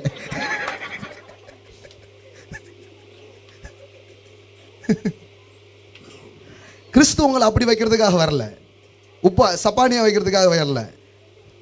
நீ குருடனா இருந்தனா நீ குருடனாவே இரு அப்படிங்கிற ஒரு கிறிஸ்து கிடையாது. உன்னை குணமாக்கி உங்களை பார்வைடைய செய்கிறவர் தான் கிறிஸ்துவாக இருக்கிறார். இல்ல நீ குருடனாவே இரு, நான் கையை பிடிச்சி உன்னை கூட்டிட்டு போயிட்டே இருக்கேன் அப்படி சொல்ல மாட்டார். நீ என்னைக்கு பார்க்க போற, எத்தனை பேருக்கு நீ பார்வையை கொடுக்க போற அப்படி கேட்பார். That is the fullness of grace.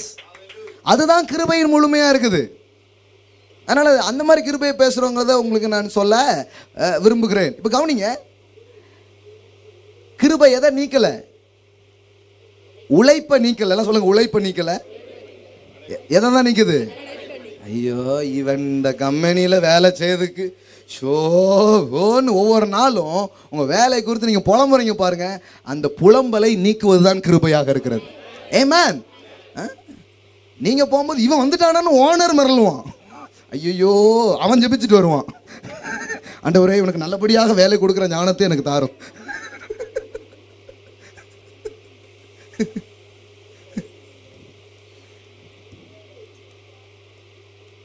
கர்த்தரின் ஆசீர்வாதம் உங்க வாழ்க்கையில எப்படி செயல்படுதுன்னா, நீங்க எந்த திட்டம் போடாம எதுவுமே செய்யாம இருக்கிறதுக்காக காரியங்கள் கிடையாது. நான் தான் உங்கள்கிட்ட சொல்லிட்டேன், அற்புதத்தை நம்புறவன் ஏதாவது பண்ணிட்டு இருப்பான். பதிலப்பா சொல்லுங்க, அற்புதத்தை நம்புறவன் ஏதாவது செஞ்சுட்டே இருப்பான். இந்த சோம்பேறியா சுத்திட்டே இருக்க மாட்டான் பாருங்க. I believe the miracle of God. தேவன் எனக்காக இந்த ஊர்ல பெரிய காரியத்தை செய்வாருன்னு நம்புறதுனால தான் பெரிய பெரிய வேலைகளை நான் பண்ணிட்டு இருக்கிறேன். அல்லேலூயா. இந்த வாரத்தில் ஒரு நற்செய்தி. நேற்றைய தினத்திலிருந்து நாகர்கோயில் பட்டணத்தில் தினந்தோறும் நம்முடைய செய்தி ஒளிபரப்பு செய்யப்படுகிறது.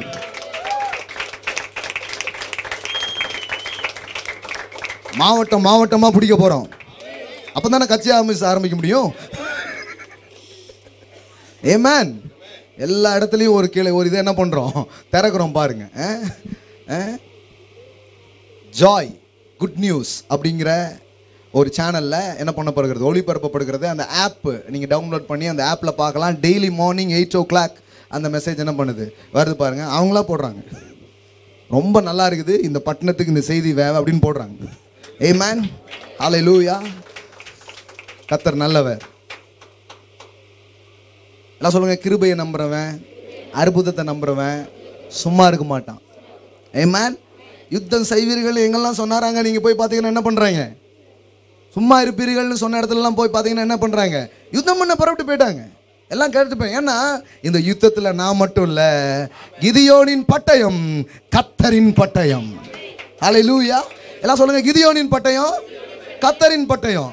ஆமென். கிதியோனின் பட்டயம் கர்த்தரின் பட்டயம் வீட்டில் வைக்கிறதுக்கு இல்லைங்க, போய் சொல்லட்டுறதுக்காக தான். இந்த உலகத்தில் போய் ஒரு காரியத்தை செய்வதற்காக தான் தேவனுடைய கிருபை உங்கள் மேலே வந்திருக்கிறது, அவருடைய ஞானம் உங்கள் மேலே வந்திருக்கிறது, அவருடைய ஆசீர்வாதம் உங்கள் மேலே வந்திருக்கிறது. ஆமென். நீங்கள் போய் ரொம்ப கஷ்டப்படுறது இல்லை, ஏற்கனவே ரெடி பண்ணி வச்சிருக்கிறத அந்த வாளை வச்சு இப்படி குத்துனீங்கன்னா கொட்டும். ஆமென். அப்படி லேசாக தட்டினீங்கன்னா அப்படி பொழு பொழுன்னு விழ ஆரம்பிக்கும். ஆமென். வெண்கல கதவு உடையும், இருப்பு தாழ்பாள்கள் முறியும், ஒளிபீடங்கள் இருக்கிற பொக்கிஷங்கள் உங்கள் மீது கொட்டப்படும் என்று நான் உங்களுக்கு சொல்லுகிறேன். என்ன பிரதர், கிறிஸ்துவின் பாடுகள்னு டாபிக் வச்சு வேற எங்க நிறைய காரியங்கள் பேசுறீங்கன்னா, பாடுனால என்ன நடக்குன்னே தெரியாம பாட படிச்சு என்னத்துக்கு, அந்த பாடத்தை படிச்சு என்னத்துக்கு? ஆமென். ஸோ கெத்செமனேல வந்து ஜீசஸை பார்க்குற அவங்களுக்கு ஆச்சரியமாக இருந்தது. ஏன்னா கிறிஸ்து வாழ்நாளெல்லாம் பாட அனுபவிச்சுட்டு இல்லை, வாழ்நாளெல்லாம் அவர் கஷ்டப்பட்டுட்டு இல்லை, பசியாகவே இருந்தார் போல, ஒரு நல்ல ட்ரெஸ்ஸு கூட கிடையாது போல. அவன் சொல்லட்டுமா, இதுவரை ப்ராஸ்பெரிட்டி பற்றி பேசும்போது சொல்லாத ஒரு தகவல் ஜீசஸை பற்றி. இயேசுவுக்கு சொந்தமாக கப்பலே இருந்தது. நீங்கள் வச்சிருக்க அதே பைபிளில் தான் அது இருக்கு. முடிஞ்சால் அந்த வாரத்தில் படித்து கண்டுபிடிங்க. ஓன் ஷிப்பே அவர் வச்சிருந்தார். ஆமென். சொந்த கப்பல் இருந்தது. ஆனால் நம்ம அவரை எந்த வேற மாதிரி சித்தரிச்சிட்டோம். நாம அவர் யாராவது ஏதாவது செய்வீங்களா, இப்படியே இருந்தார் போல விளக்குறாங்க. பாருங்க எப்படி விளக்குறாங்க. ஒரு முறை ராயனுக்கு வரி கேட்டலாமா அப்படின்னு கேட்குறாங்க. உடனே ஜீசஸ் என்ன பண்ணார், ஒரு காயின் இருந்தால் கொடுங்க அப்படின்னாரு. உடனே பக்கத்துலேருந்து ஒருத்தர் என்ன பண்ணிட்டாரு, ஒரு காயினை கொடுத்தார். உடனே அதை வச்சு எப்படி வியாக்கியானம் பண்ணுறாங்க பாருங்க. எப்படி தான் இதெல்லாம் சிந்திக்கிறாங்கன்னு தெரில. பாருங்கள், இயேசுக்கிட்ட ₹1 கூட இல்லை. அதனால தான் அவர் என்ன பண்ணார், இப்போ நான் எக்ஸாம்பிள் உங்கள்கிட்ட வாங்கலாம், ஆனால் என்கிட்ட 3 bank credit 3 bank debit card இருக்குது. ஆமென்.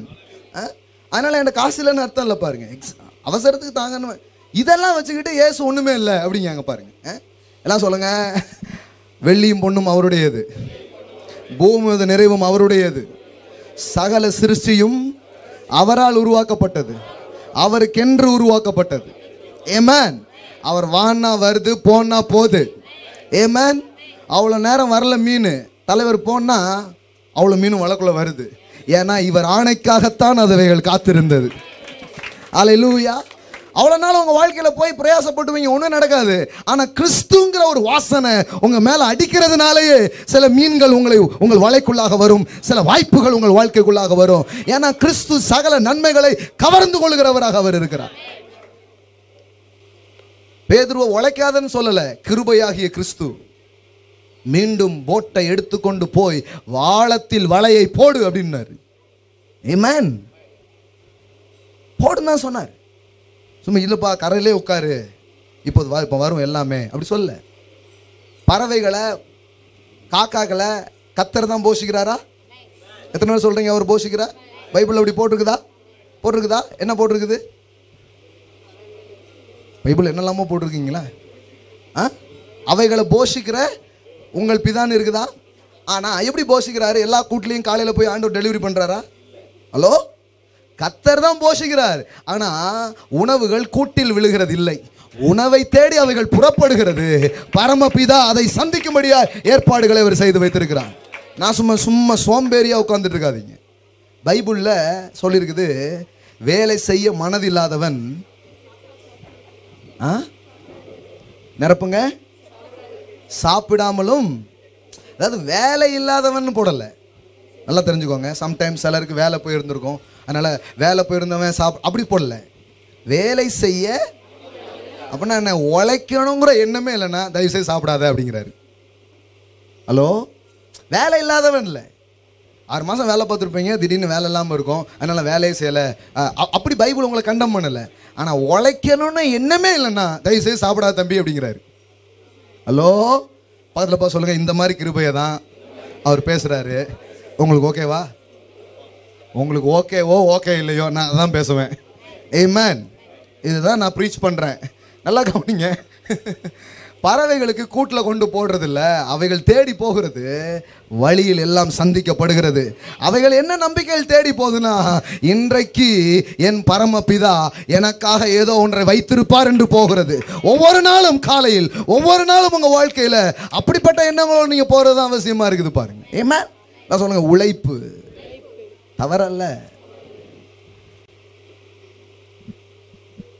கவனிங்க. அப்போ கிறிஸ்து ஒண்ணுமே இல்லாம கஷ்டப்பட்டு அந்த மாதிரி ஒரு கிறிஸ்துவை யார் பார்த்ததே இல்லை. சீசர்கள் பார்த்ததே இல்லை. சபை எந்த மாதிரி கிறிஸ்துவ பார்த்ததே இல்லை. நிறைவான எல்லாவற்றையும் எல்லாவற்றாலும் நிரப்புகிற அந்த கிறிஸ்துவ சபை என்ன பண்ண மாட்டேங்குது, பார்க்க மறுக்குது. அவங்க பார்க்கிற ஒரே கிறிஸ்து யாரு? அடிக்கப்பட்டார், நொறுக்கப்பட்டார், அதே பார்க்குறாங்க. எதுக்கு? அவருடைய குளோரியாவே அவங்க பார்க்கல. மகிமைப்படுத்தப்பட்ட கிறிஸ்துவ பார்க்கல. வெறும் இந்த கிறிஸ்துவ பார்க்கறதுனால அவங்க என்ன நினைச்சிடறாங்கன்னா, இந்த கிறிஸ்துவ வாழ்வே எதுன்னு தான் நினைக்கிறாங்க. பாடுகளும் உபத்திரவங்களும் கண்ணீர்களும் நிறைஞ்சதுதான் கிறிஸ்தவ வாழ்வுங்கிற முடிவுக்கு என்ன பண்ணிடுறாங்க, வந்துடுறாங்க. நான் உங்களுக்கு சொல்றேன், கெத்செமனேக்கு முன்னாடி யாரும் அவரை ஒண்ணுமே என்ன பண்ண முடியல, செய்ய முடியல பாருங்க. ஆமென். நான் சொல்றேன், கெத்செமனே தோட்டத்தில் கூட இப்போ வர்றாங்க, கைது பண்றத கொஞ்சம் பேர் வராங்க, போர் வீரர்கள். அவங்க இயேசு கேட்கிறாரு, யாரை தேடுகிறீர்கள் அப்படின்னு கேட்டார். அவரே கேட்கிறார், ஆஜர் ஆகிறார் பாருங்க. அவரே எல்லாம் சொல்லுங்க, ஆஜரானார். ஏதோ கண்டுபிடிச்ச மாதிரி நாங்க கைது பண்ணினோம் அப்படிலாம் சொல்ல முடியாது பாருங்க. நிறைய பேர் அப்படிதான் ஆஜராகணும், கோர்ட்டு வாசல் ஆஜராகணும் பிடிப்பாங்க நிறைய பேர். நாங்க கைது பண்ணிட்டோம், இங்க கோர்ட்டு வாசல்ல தான். கோர்ட்டு வாசல்ல ஆஜராகிறதுக்காக வந்திருக்கிறான். இல்லைன்னா அப்பாவே அவனாவது இந்த 12 மணி போயிட்டு இருப்பான், அவனை பிடிச்சி வந்துடுறது, இவன் தான் அவன் அப்படின்ட்டு. அவர் சொல்றாரு, யாரை தேடுகிறீர்கள் கேட்டாரா? சொல்லுங்க, யாரை தேடுகிறீர்கள், யாரை தேடுறீங்க அப்படின்னு கேட்டாரு. அவங்க சொன்னாங்க, நசரேயனாகிய இயேசுவை. அவர் சொன்னாரு, நான் தான், ஐ ஆம் அப்படின்னாருல பாருங்க. பொத்துன்னு விழுந்துட்டாங்க எல்லாரும். புரியுதா உங்களுக்கு? நீங்க முதல்ல கைது பண்ணி கூட்டு போனது பைபிள்ல படிக்கல. பைபிள்ல என்ன இருக்குதுன்னா, அவரை கைது பண்ணதுக்கு வர்றாங்க, யாரை தேடுகிறீர்கள் அப்படின்னு அவர் கேட்கிறாரு. இயேசுவை அப்படின்னு சொன்ன உடனே அவர் என்ன சொல்றாரு, ஐ ஆம்ங்கிறார். அந்த ஐ ஆம் தட் ஐ ஆம். பைபிள்லாம் படிக்கிறீங்களானே தெரியல, ரொம்ப கிருபை ஆயிடுச்சோ. ஐ ஆம் தட் ஐ ஆம், நானே. கடவுளுடைய பேர் என்னதுதான், ஐ ஆம் தான். மோசேட்ட சொல்றாரு பாருங்க. மோசே கேட்குறான், ஆண்டவரே நான் போறேன், ஆனா உங்க பேர் என்னன்னு கேட்டா என்ன சொல்லணும்? இருக்கிறவராய் இருக்கிறேன். அது ஆங்கிலத்தில் எப்படி வருது? ஐ ஆம் தட் ஐ ஆம், ஐ ஆம் தட் ஐ ஆம். உங்க ஆண்டவரே உங்க பேர் ஐ ஆம், ஐ ஆம் சொல்லுங்க, ஐ ஆம் தான் பேர் அப்படிங்கிறாரு. புரியுதா உங்களுக்கு? நம்ம என்ன பண்றோம், நீங்க என்ன சொல்லுவீங்க, ஐ ஆம் அப்படின்னு சொல்லிட்டு உங்க பேரு இதெல்லாம் என்ன பண்ணுவீங்க, சொல்லுவீங்க. ஐ ஆம் அ டாக்டர், ஐ ஆம் அ டீச்சர் அப்படின்னு சொல்லுவீங்க. ஆனா அவர் என்ன சொல்றாருன்னா, ஐ ஆம் தான் என் பேருங்காரு. ஏன்னா அவன் எகிப்துல நான் குணமாக்குறவர் ஒரு வார்த்தை மட்டும் சொல்லி தானே வைங்களேன், எகிப்துல இருக்கிறவங்களாம் என்ன இருந்திருக்கும், அவர் குணமாக்குவார் போல அப்படின்னு தான் நினைச்சிருப்பான். அதனால அவர் என்ன பண்ணிட்டாரு, ஐ ஆம் நான் போட்டிருக்கிறேன், மீதியை நீ போட்டுக்கோ அப்படிங்காரு.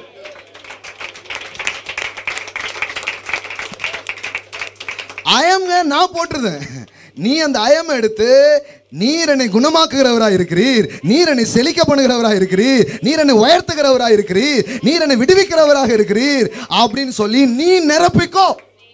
ஐ ஆம் தட் ஐ ஆம் என்ன அர்த்தம், இருக்கிறவரா இருக்கிறேன் என்ன அர்த்தம், உனக்கு என்ன வேண்டுமோ அதுவாக நான் இருக்கிறேன். ஹல்லேலூயா, ஹல்லேலூயா. இந்த காலை வேளையில் நீங்கள் ஐஸ்வர்யவான்கள் நான் உங்களுக்கு சொல்லுகிறேன். இந்த காலை வேளை நீங்கள் நிறைவுள்ளவர்கள் என்று நான் சொல்லுகிறேன். ஏன்னா இருக்கிறவரா இருக்கிறவர் உங்கள் வாழ்க்கையில இருக்கிறார். ஹல்லேலூயா. எல்லாம் சொல்லுங்க, அவர் இருக்கிறார். அதனாலதான் இல்லைங்கிற வார்த்தையை சொல்லாதீங்கன்னு சொல்றோம். ஏன்னா இருக்கிறேங்கிறார ஒருத்தர். மாப்பிள்ளை இல்லை சொல்லக்கூடாது, மாப்பிள்ளை வந்துகிட்டே இருக்கிறாரு அப்படி சொல்லணும். வேலை இல்லை சொல்லக்கூடாது, வேலை வந்துகிட்டே இருக்கு அப்படின்னு சொல்லணும். காசு இல்லை சொல்லக்கூடாது, வந்துகிட்டே இருக்குது, எல்லாம் இருக்குது. இருக்கிறவரா இருக்கிறவர். ஐ ஆம் தட் ஐ ஆம், ஐ ஆம் தட் ஐ ஆம். இருக்கிறவரா இருக்கிறேன்னு அர்த்தம், உனக்கு என்ன வேண்டுமோ அதுவாக நான் இருக்கிறேன். அல்லேலூயா. நானே சுகமா இருக்கிறேன், நானே ஜெயமா இருக்கிறேன், நானே வெற்றியா இருக்கிறேன். அந்த நேம், அந்த மோசஸ்க்கு வெளிப்படுத்தின அந்த நேம், அவர் தான் இப்போ வந்திருக்கிறாரு. இயேசு இந்த உலகத்தில் வந்து எத்தனை ஐ ஆம் ஸ்டேட்மெண்ட் சொல்றாருன்னு படிச்சு பாருங்க. நானே வழி, I am the way, I am the truth, I am the life, I am the good shepherd, I am the door, I am the living bread, I am the living water. எவ்வளவு I am statement சொல்றாரு பாருங்க. இயேசுக்கு அவர் யாருங்கிற குழப்பமே இல்லை. ஆமென். நிறைய பேர்ட்ட கேளுங்க, நீங்க யாரு? நான் அப்படிம்பாங்க. கிறிஸ்தவங்க பூரா எப்படி இருக்காங்கன்னா, இந்த ஆக்சிடென்ட்ல அடிபட்டு ஆஸ்பத்திரியில் எழுப்புவாங்க பாருங்க. நான் யாரு, நான் எங்க இருக்கேன் கேட்டால் 10 வருஷமா சர்ச்சுக்கு போயிருக்காங்க. இங்கே ஆனாப்பா, உங்க ஐயாமை பற்றி உங்களுக்கு என்ன இருக்கணும்? நான் இதுக்காகத்தான் இப்போ இந்த பூமியில் இருக்கிறேன்னு எனக்கு தெரியுங்க. நான் இயேசு மாதிரி வெற்றியான ஒரு வாழ்க்கை வாழ ஆரம்பிப்பீங்க. அல்லேலூயா. பாத்துல பாரு, கேளுங்க. Who are you? நீங்க யாரு? அவங்க who are you, who are you அப்படின்றதாங்க. நீங்க யாரு அப்படின்னு உங்கள்கிட்ட கேள்வி கேட்கப்படும் பொழுது என்ன வரணும்? ஐ ஆம் அப்படின்னு இது அப்படின்னு சொல்லணும். இதுக்காகத்தான் நான் வந்திருக்கேன் இந்த உலகத்தில், இதுக்காக தான் நான் இருக்கிறேன்னு சொல்லணும். ஏசு சொல்லிட்டே இருந்தார். ஐ ஆம்னே சொன்னார். நான் இப்படி இருக்கிறேன், நான் தான் இது அப்படின்னு என்ன பண்ணார்? சொன்னார். இப்போ அந்த கைது பண்ண வர்ற அந்த இடத்துல அவர் அந்த ஃப்ரேஸ், அந்த சேம் ஃப்ரேஸை தான் எடுத்து யூஸ் பண்ணுறாரு. என்ன சொல்கிறாரு? யாரை தேடுகிறீர்கள் அப்படின்னு கேட்டாங்க பாருங்க. நசரனாகிய இயேசுவேன்னு ஒன்று ஐ ஆம் அப்படின்னாரு பாருங்க. அது இருந்துச்சு பாருங்க. பேரை கேட்டாலே சும்மா அதிருது இல்லை. இது பொருந்துகிறது ஒரே ஒரு ஆளுக்குத்தான். அவர் தான் ரியல் ஸ்டார். அங்கெல்லாம் அதிராது, இங்க அதிருது. ரியலாவே பேரை சொல்லும் போதே அதிருது. என்னங்க என்னச்சு வெளியே ஓடிடலாம் போல இருக்கு. பாதுல பார்த்து சொல்லுங்க, பேரை கேட்டாலே சும்மா அதிருது இல்ல. இதுதான் பைபிள்ல இருக்குது. இது ஐ ஆம் அப்படின்னாரு பாருங்க. ஐ ஆம் ஜீசஸ் அப்படின்னு ஒண்ணே அதிருது. ஹல்லேலூயா. நமக்கு இங்கே உள்ள வரணும். ஏசுனாலே அப்படியே காதலன் பேரை சொன்னால் எப்படி வருது? அப்படி வரணும் பாருங்க, ஜூன்னு வரணும். ஹல்லேலூயா. ஏசுவா, சரி சரி சரி. ரொம்ப வாடிக்கையான ஆள் மாதிரி ஆகி போச்சார் அவர். சரி சரி சரி, அவருக்கு வேற வழி இல்லை, என் கூட இருந்தா ஆகணும்.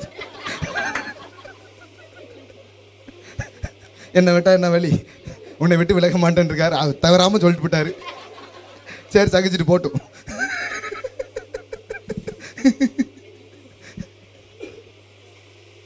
ஐ ஆம் ஜீசஸ் அவர் சொல்றாரு. நானே ஐ ஆம் அவர் சொல்றாரு பாருங்க. அந்த பேரை சொல்லும் போது வேற மாதிரி ஆகுது. அந்த சராசரமே மாறுது. அதனாலதான் இயேசு தன் சிலுவை பாடுகளில் அவர் வந்து ஜீவனை விடும்போது அவர் அங்கே அந்த உபாதைக்குள்ள அவர் இருக்கும் பொழுது சூரியன்லாம் அப்படியே இருளுது, கிளைமேட்லாம் அப்படியே மாறுது. ஏன் தெரியுமா? அந்த சிருஷ்டி தன் நாயகனை அவிதமாய் பார்க்க அவைகள் விரும்பவில்லை.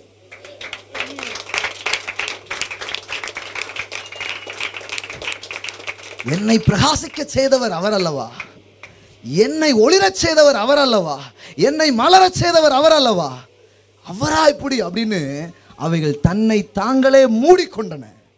That is the things. அதான் நடந்தது. இதை சத்தியமா எடுத்தாலும் சரி, கவிதையா எடுத்தாலும் சரி, எப்படி சொல்வதற்கும் அவர் பாத்திரராக இருக்கிறார். He is worthy, he is worthy, he is worthy. பாருங்க, அந்த பேரை யூஸ் பண்றார். ஐ ஆம் அப்படி சொல்றார். ஐ ஆம், நானே அப்படின்னு சொன்ன உடனே எல்லாரும் கீழே விழுறாங்க.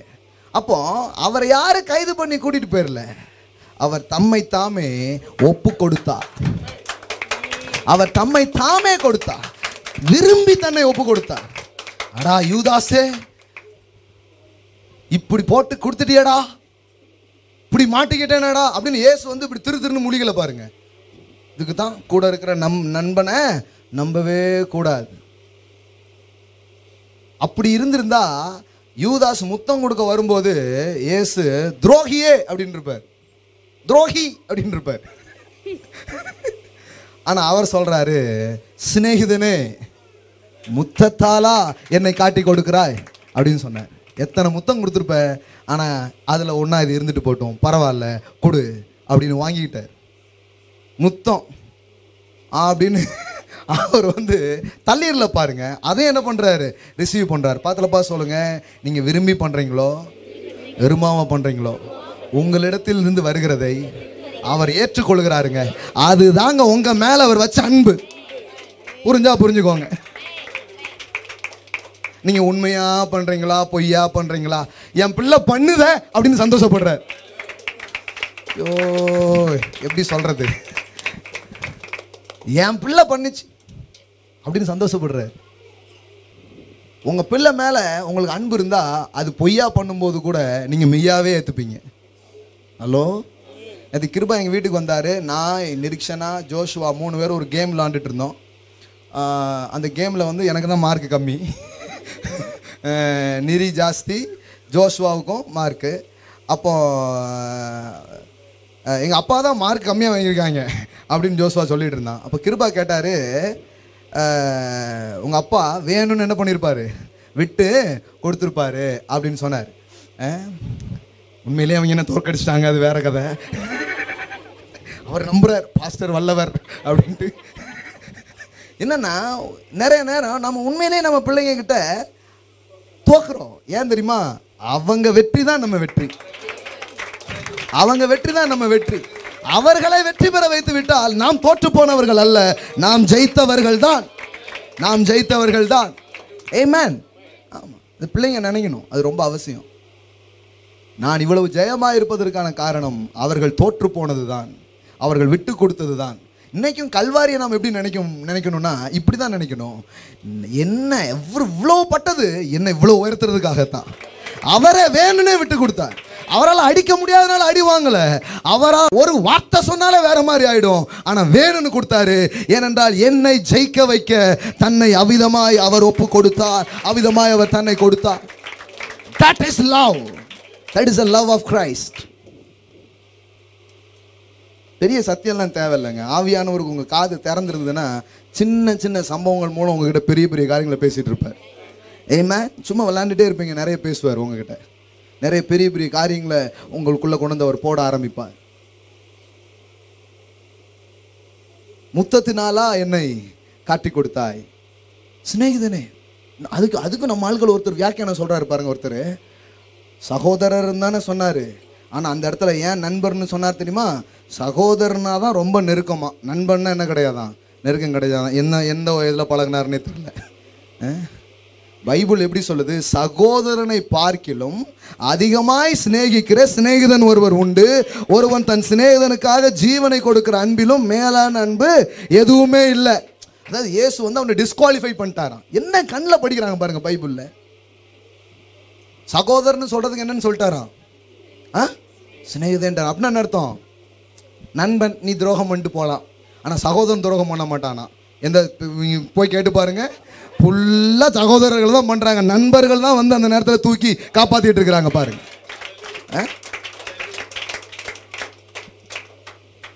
நான் தான் ஒரு கிறிஸ்மஸ் பிரசங்கத்தில் சொல்லிட்டேன், இடுக்கண்களில் உதவவே சகோதரன் பிறந்திருக்கிறான்.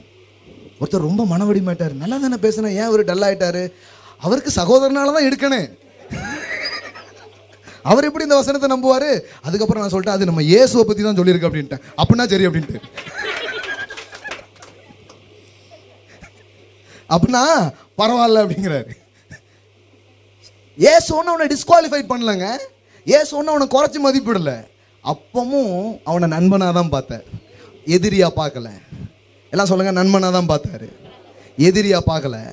அதனால தான் என்ன கேட்டாரு, சிநேகிதனே முத்தத்தினால தான் என்ன காட்டி கொடுத்தாயா? அப்போ அவன் முத்தத்தை இயேசு வாங்கினாரா வாங்கலையா? வாங்கலையா? பழைய ஏற்பாட்டில் என்னன்னா, பழைய ஏற்பாட்டில் மனிதனிடம் நீதியை கடவுள் எதிர்பார்க்கிறார். அதனால அவன் ரொம்ப கரெக்டா பண்ணா கூட உன் பலியில் அருவருப்பு இருக்கிறது அப்படின்றவர். ஏன் தெரியுமா? இவங்கிட்ட இருந்து நீதி எதிர்பார்த்ததுனால. புதிய ஏற்பாட்டில் என்ன தெரியுமா, அருவருப்பா கொடுத்தா கூட ரொம்ப நல்லா இருக்குல்ல, ஏன்னா இப்ப நீதியை நான் உனக்கு கொடுக்குறேன் அப்படிங்கிறார். அதனாலதான் நியூ டெஸ்டமென்ட் பிரீச்சிங் மனிதர்களை தரக்குறைவாக்குவதல்ல, அவர்களை தரம் மிகுந்தவர்களாய் சொல்லுவது. தேவனே எங்களை தகுதியாக்கினார். அல்லேலூயா. எல்லாம் சொல்லுங்க, குவாலிஃபைட் பண்றார். ஆமென். நீங்க உண்மையா பண்ணீங்களா, பொய்யா பண்ணீங்களா, எப்படி பண்ணீங்களோ பண்ணியப்பான்னு சந்தோஷப்பட்டு கொண்டாடுகிறவராக இருக்கிறார். உண்மையா பண்ணலாம், அப்படிப்பட்ட குமாரர்களை நாம் வளரலாம், அதெல்லாம் இருக்குது, அது இல்லைன்னு நான் சொல்லலை. ஆனால் கூட நீங்க செய்யறதை அவர் ரசிக்கத்தான் செய்கிறார், ஏற்றுக்கொள்ளத்தான் செய்கிறார். அல்லேலூயா. சில பேர் பார்த்தீங்களா, யூதாஸ் காட்டி கொடுத்தது கூட ஏசு ஏற்றுக்கிட்டாரு அப்படிம்பாங்க. பேசுங்க பேசுங்க, நல்லா பேசுங்க. நீங்க பேசினாதான் நாங்கள் பிரபலமாகவே ஆகும். ஃப்ரீ அட்வர்டைஸ்மெண்ட்டுக்காகவே நிறைய பேரை தேவன் எழுப்பியிருக்கிறார். கர்த்தருக்கு ஸ்தோத்திரம், மகிமை உண்டாவதாக. அவங்க தான் நமக்கு சுவரொட்டிகள். ஆமென். நல்லா ஓட்டுங்க, எவ்வளோ ஓட்டணுமோ ஓட்டுங்க, வெட்ட வேண்டிய இடத்துல வெட்டுங்க, எதுக்கும் கவலைப்படுறது இல்லை. அந்த அன்பை பேசுவோம், இன்னும் பேசுவோம், பேசிக்கொண்டே இருப்போம். அதட்டுனா முன்னிலும் அதிகமாய் சத்தமிடுவோம். ஆமென். அதனால அதட்டாம இருங்க, சத்தம் கம்மியா இருக்கும். ரொம்ப அதட்டினீங்கன்னா இன்னும் அதிகமா சத்தம் போடுவோம். அல்லேலூயா. தாவீதின் குமாரனே அப்படின்றோம் சத்தமா. ஆமென். ஆமா.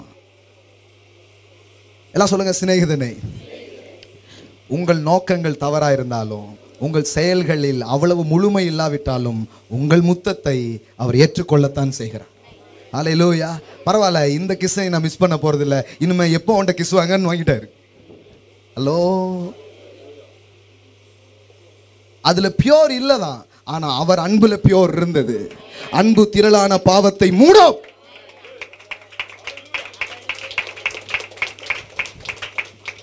யூதாஸின் குறையை விட கிறிஸ்துவின் நிறைவு பெரியதா இருந்தது. அவர் நிறைவில் அந்த குறைவை அழினதினாலே அந்த குறைவும் நிறைவானது என்று நான் உங்களுக்கு சொல்லுகிறேன். மறுபடியும் சொல்றேன், காலையில பரிசுத்த ஆவியானவர் சில வெளிப்பாட்டை அவர் உங்களுக்கு தந்து கொண்டிருக்கிறார். அல்லேலூயா. எஸ். உங்கள்கிட்ட குறைவு இருக்குது, ஆனா சபை என்ன பண்ண, உன் ஜெபம் பத்தாது, உபவாசம் பத்தாது அப்படின்ட்டாங்க. பத்தாதா? கவர்மெண்ட் ஆபீஸ்ல சொல்ற மாதிரியே சொல்றீங்களே. எவ்வளவுதான் ஃபைல் வச்சாலும் ரிஜெக்ட் ரிஜெக்ட் ரிஜெக்ட்ங்கீங்களே, கெஜெட் அப்படிங்கீங்க. இல்லைன்னா ஃபைல் இல்லை, முக்கியமான பேப்பர்லேயேங்க. முக்கியமான ஒன்றும் இல்லை, காந்தியை காண விரும்புகிறேன், நீ வைத்த ஃபைல் அது இல்லையப்பா அப்படிங்காங்க. அதுக்கு தான் கெஜெட் கிஜெட்டும்பாங்க எல்லாது.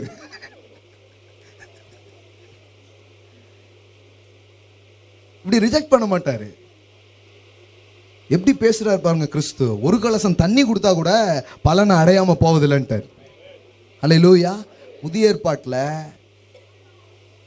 உங்க ஒரு துளி வேர்வைக்கு 1 பவுன் தங்க காசு அவர் கொடுக்கிறவராக இருக்கிறார்.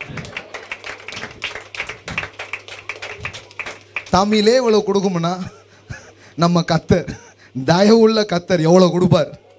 ஆமென். எல்லாம் சொல்லுங்க, உங்கள் கிரியைகள் மதிக்கப்படுகின்றன. பக்கத்தில் பார்த்து சொல்லுங்க, உங்கள் சின்ன கிரியைகள் மதிக்கப்படுகின்றன. கிறிஸ்து அதை மதிக்கிறார். கிறிஸ்து உங்கள் கிரியைகளை மிதிக்க வரவில்லை, அதை மதிக்க வருகிறார், அதை முழுமைப்படுத்த வருகிறார். அவர் என்ன சொல்றாரு, ஆமா யூதாஸின் முத்தத்துல குறை இருக்கு, ஆனா என் அன்புல குறை இல்லை, ரெண்டையும் சேர்த்து ஒரே ஃபைலா போடு, பாஸ் ஆயிருங்கிறார்.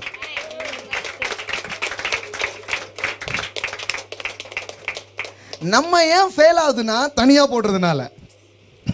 அதனாலதான் என்ன ஆகுது, எல்லாம் ரிஜெக்ட் ஆகுது. நான் சொல்றேன், இதோட சேர்த்து போடுங்க, அங்க எல்லாமே முழுசா மாறும்.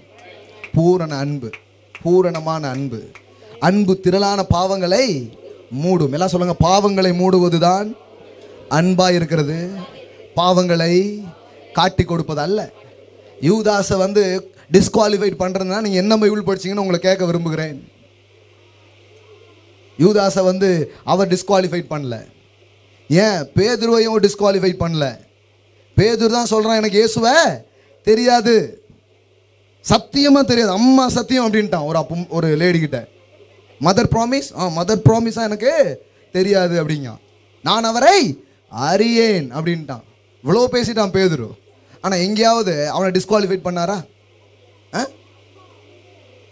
என் சகோதரர்களுக்கு போய் சொல்லுங்கள் என்று உயிர்த்தெழுந்த போது சொன்ன கிறிஸ்து குறிப்பாய் சொன்னார், பேதுருவிடத்திலும் போய் சொல்லுங்கள்னார். ஏன்னா அந்த பேதுருவை நான் நேசிக்கிறேங்கிறது அந்த பேதுருக்கு தெரியட்டும். அவன்தான் சபைக்கு தலைவன். நான் முன் குறித்து விட்டேன், நான் தீர்மானித்து விட்டேன். அழைத்த அழைப்பும் கிருபை வரங்களும் மாறாததா இருக்கிறது. அவன் தன்னை சீடனா கூட என்ன தகுதி இல்லாதவனாக நினைத்து கொண்டிருக்கும் போது அவங்கிட்ட போய் இயேசு பேசுறாரு, நீ என் ஆடுகளை மேய்ப்பாயாங்கிறார். என்ன ஆண்டவரே என்கிட்டே சொல்றீங்க? நான் சீசனுக்கே லாய்க்கு கிடையாதுன்னு நினைச்சேன். ஆனா நீங்க சபையின் ஆடுகளை மேய்க்கிற மெய்ப்பனா தலைவனா என்ன பாக்குறீங்களா? நீ மீன் நாற்றங்களில் அமர்ந்த போதே நான் உன்னை அப்படித்தான் பார்த்தேன், இன்றும் அப்படித்தான் பார்ப்பேன், என்றும் அப்படித்தான் பார்ப்பேன். அவர்தான் கிறிஸ்து. மாறாதவர், மாறாதவர், மாறாதவர். உங்களில் மாற்றம் ஏற்படும் பொழுதும் அவரில் மாற்றம் ஏற்படுகிறது இல்லை. அதனாலதான் ஒரே லைன்ல யோவான் சொல்றார், இவ்வளோ பேசுறீங்களா பிரதர், இது அதாவது வசனத்துல காட்ட முடியுமானா காட்டுறேன், உங்க விசனத்துக்கு பதில் சொல்றேன். I will show you. அதுக்கு தானே நான் இங்க இருக்கிறேன். ஒன்றை மட்டும் உங்களுக்கு காட்டி கொடுக்க விரும்புகிறேன் அப்படின்னு எல்லாத்தையும் காட்டி கொடுத்து போயிட்டாங்க. யோவான் சுவிசேஷம், ஜான் காஸ்பல் எடுத்துக்கோங்க, 13 அன்பு குறைஞ்சிருமா, அன்பு கம்மியாயிடுமா, சந்தேகமே இருக்கக்கூடாதுங்கிறதுக்காக எல்லா நிகழ்வுகளுக்கு முன்னாடி கிறிஸ்து ஒரு ஸ்டேட்மெண்ட் சொல்றார். அதுதான் இங்க வருது. யோவான் 13:1 இருந்து பாருங்க. பஸ்கா பண்டிகைக்கு முன்னே இயேசு உலகத்தை விட்டு பிதாவினிடத்திற்கு போகும்படியான தம்முடைய வேலை வந்ததென்று அறிந்து தாம் இவ்வுலகத்தில் இருக்கிற தம்முடையவர்களிடத்தில் அன்பு வைத்தபடியே முடிவு பரியந்தமும் அவர்களிடத்தில் அன்பு வைத்தார். அந்த வார்த்தை மட்டும் படிங்க. என்ன போட்டிருக்குது? தம்முடையவர்களிடத்தில் அன்பு வைத்த படியே. எப்படிங்க? இடையில போயிடுச்சா? இடையில கம்மியாயிடுச்சா? முடிவு பரியந்தம் அவர்களிடத்தில் அன்பு வைத்தார். அப்படி வைக்கிறது தான் கிறிஸ்துவின் அன்பு. அப்படி வைக்கிறது தான் தேவனுடைய அன்பாக இருக்கிறது. அல்லேலூயா. எல்லாம் சொல்லுங்க, அன்பு வச்சாருன்னா எடுக்கவே மாட்டார். ஆமென். மாறாத ஒரே ஒரு அன்பு. நீங்கள் மாறிடணும், மாறாத ஒரே அன்பு. லவ் ஃபெயிலியருங்காங்க. எந்த லவ்? தினத்தந்தி இல்லலாம் வருமே அந்த லவ் இல்லை. இந்த லவ் ஒரு நாளும் தோக்காது. அல்லேலூயா. இந்த அன்பு தோக்கவும் செய்யாது, உங்களை தோக்கவும் விடாது. Amen. Yes, love never fails. எப்படி சொல்றோம்? ஏன்னா இங்க போட்டிருக்குது முடிவு பரியந்தம். ஆரம்பத்தில் எப்படி வச்சாரோ அதே அன்பை தான் எப்படி வச்சிருந்தாராம். இடையில மாற்றவே இல்லையே. இவனுடைய செயல்களுக்கு ஏற்றபடி, இவனுடைய ஆட்டிடியூட்ஸ்க்கும் இவனுடைய ஆக்ஷனுக்கு ஏற்ற மாதிரி அவர் மாறிக்கிட்டே இருந்தா கடவுள் எப்படி இருப்பாரு? இந்நேரம் உலகத்தில் இருக்கிற ஒவ்வொரு ஆளுடைய மாற்றத்துக்கு ஏற்றா போலதான் கடவுள் ரியாக்ட் பண்ணுனா இப்போ கடவுள் எப்படி இருப்பாரு? நீ கொஞ்சம் யோசிச்சு பாருங்க. இப்படி இந்த சின்ன பிள்ளைங்களாம் சுத்தம் பாருங்க, பென்சில் வச்சு தட் இஸ் காட் அப்படின்னு நீங்க காமிக்கணும். ஏன்னா ஒவ்வொருத்தன் ரியாக்ஷனும் அப்படி இருக்கு. பாட்டு எழுதிட்டாங்க பாருங்க தப்பா. கடவுள் ஏன் கல்லானான் சில கல்லாய் போன.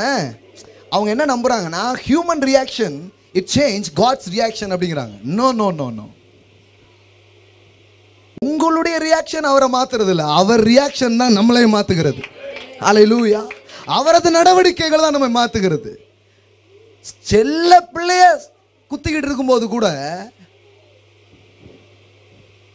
அவர் இவர்கள் மேல் கோபம் கொள்ளவில்லை.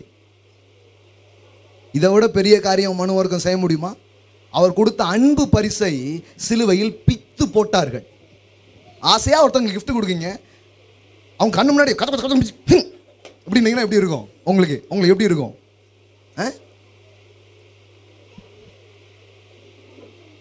அதை தான் சிலுவையில் மனுவர்க்கம் பண்ணிட்டு இருந்தது. தேவன் கொடுத்த பரிசை பீத்து கொண்டிருந்தார்கள்.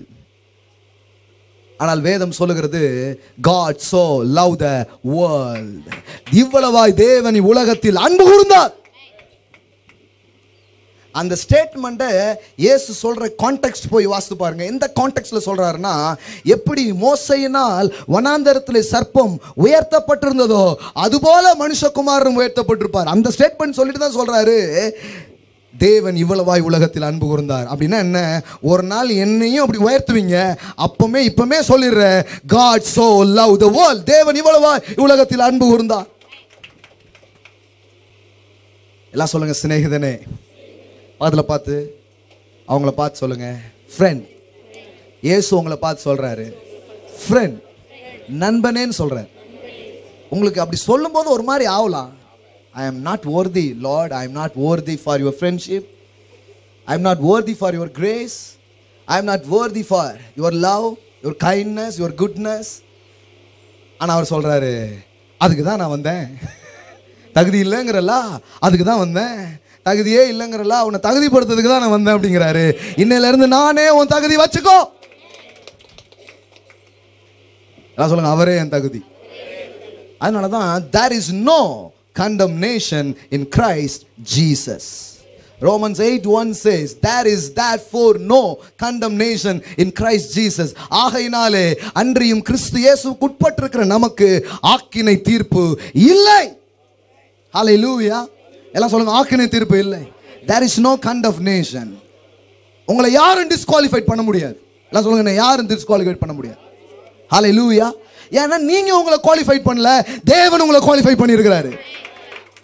அதனாலதான் புதிய ஏற்பாட்டில் சபைக்கு வர்ற யாரையும் பார்த்து நீங்க என்ன அப்படி சொல்லவே முடியாது.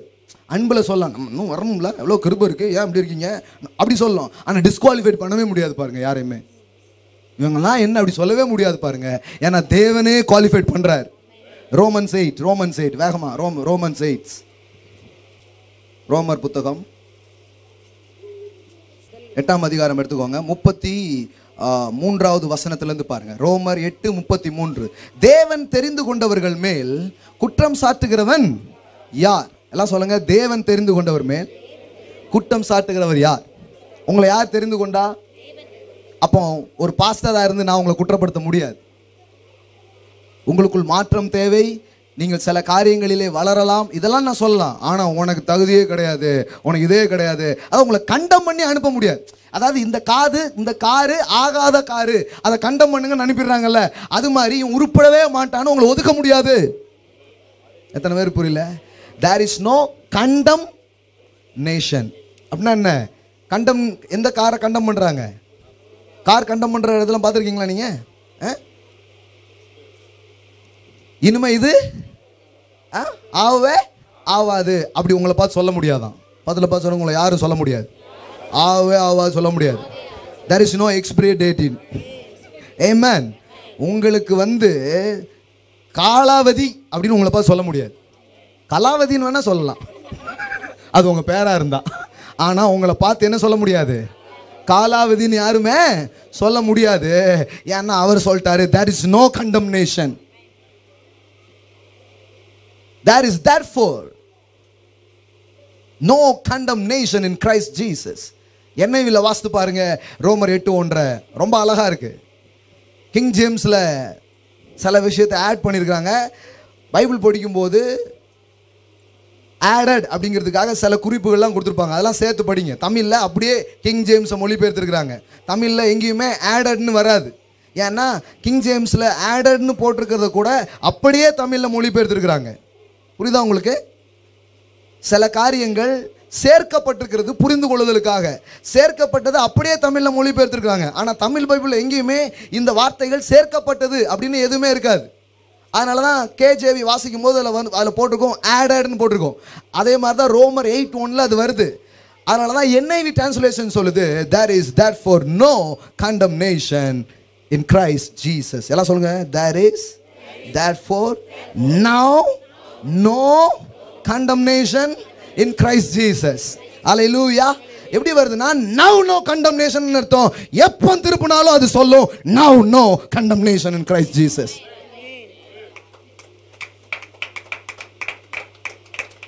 பரவாயில்ல, இன்னைக்கு புரியாட்டனாலும் இன்னொரு நாளாவது உங்களுக்கு புரியும்.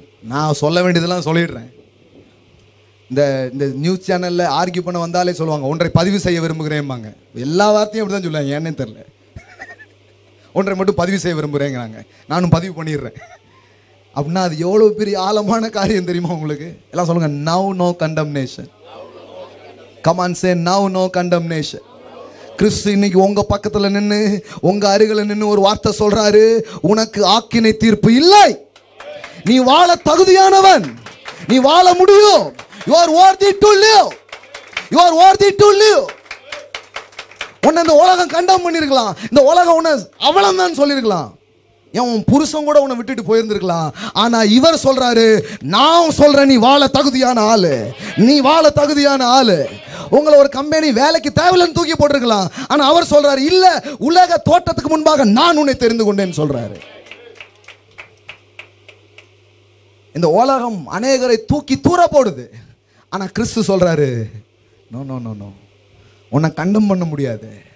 ஏன்னா நீ என்னால் தெரிந்து கொள்ளப்பட்டிருக்கிற, என்னால் அழைக்கப்பட்டிருக்கிற. there is no condemnation. எல்லாம் சொல்லுங்க, no condemnation. No condemnation in Christ Jesus. Now, the now means is the present tense. நீங்க இப்போ போய் படிச்சீங்கன்னா என்ன வரும்? now, no. என்னங்க இப்பதான் ஒரு தப்பு தேவையெல்லாம் பண்ணிட்டேன், அது சொல்றாரு, பரவாயில்ல, இன்னும் நீ வாழ தகுதியான ஆளு. ஏன்னா உனக்காக நான் சேர்த்து வச்சது அதிகம். உலகமும் மதமும் என்ன சொல்லும்? இவ்வளவு குற்றம் புரிந்து வந்தவனா இவனுக்கு வாழ்வு கிடையாது, மரணம் தான் தீர்ப்பு. இதுதான் இன்னைக்கு சபை மரண தீர்ப்பை பேசி கொண்டிருக்கிறது. ஆனால் தேவன் வாழ்வை என்றைக்கோ தீர்ப்பா எழுதிவிட்டு அவர் அந்த பேனாவை உடைக்கல.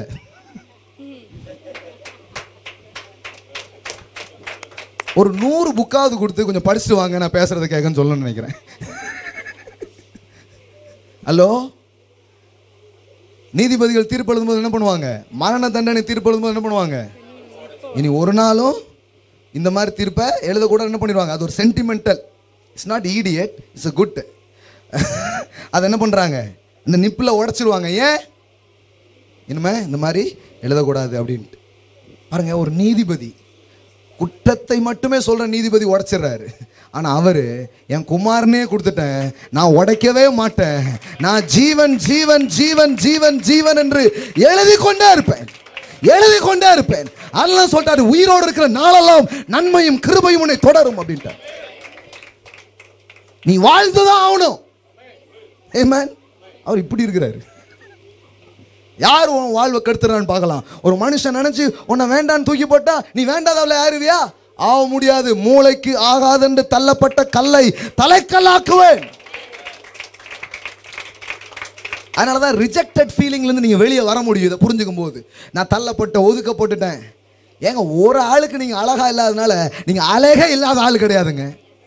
அவள் என்னை வேண்டாம் என்று சொல்லிவிட்டால், காதல் தினத்துக்கு அடுத்த நாள் இந்த செய்தியை போடுங்கப்பா அப்லோட் பண்றவங்க.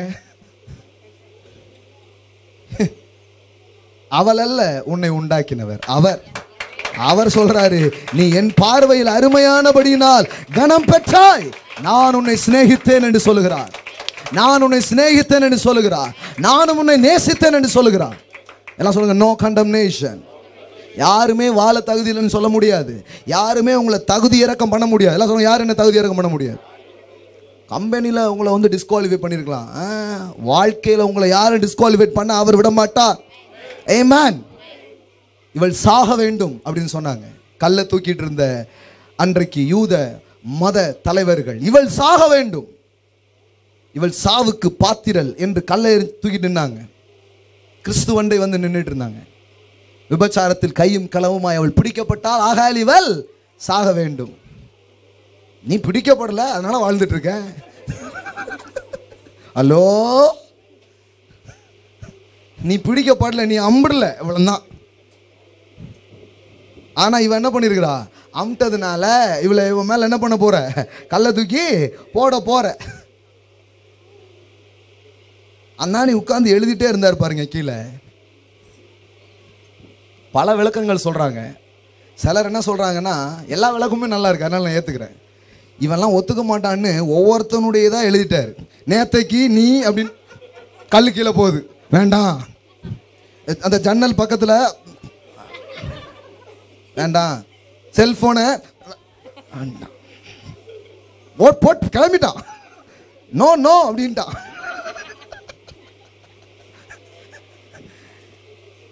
இன்னொரு வியாக்கியானம், அதாவது இந்த கமெண்ட்ரிஸ் அப்படின்னு இருக்கும் இல்லையா? கமெண்ட்ரிஸ்ங்கிறது அதில் அர்த்தம் இருக்காது. அதை குறித்து நான் எப்படி பார்க்குறேன், என்னுடைய பார்வை. நம்மளும் ஒரு கமெண்ட்ரி கொண்டு வரலாம், பாலசேகர் கமெண்ட்ரிஸ் அப்படின்னு ஒன்று கொண்டு வருவோம். ஆமென். நான் இதை எப்படி பார்க்குறேன் அப்படிங்கிறதுக்கானது. அது மாதிரி இன்னொரு கமெண்ட்ரிஸ் எப்படி சொல்கிறாங்கன்னா, இப்படி செஞ்சவெல்லாம் என்ன பண்ணணும்? கொல்லணும். மோசேயின் பிரமாணம் அதை சொல்லுகிறது இல்லையா அப்படின்னு சொல்கிறதில்ல. அது வந்து ஸ்டோனி கிரவுண்டு பாருங்க, அதாவது ரொம்ப கல்லுகளால் நிறைஞ்சிருக்கிறது. கல்லில் விரலை வச்சு எழுதுறாரு. அதை பார்த்தா அவங்களுக்கு ஒன்று ஞாபகம் வருது. ஏன்னா நியாயப்பிரமாணத்தை கல்லில் விரலை வச்சு அவர் எழுதினாரு. டேய் எழுதுன என்கிட்டே சொல்றியா அப்படிங்கிறாரு. ஆமென். அப்படிதான் எழுதினேன், ஆனால் இப்போ சொல்றேன், இவள் வாழ்வதற்கு தகுதியானவள். அல்லேலூயா. இப்போ அதை உடைச்சு போடுறேங்கிறாரு. உனக்கு எதிரடையா இருந்த கட்டளையை கிறுக்கி அதை உடைச்சி அதை தூக்கி துற போடுற.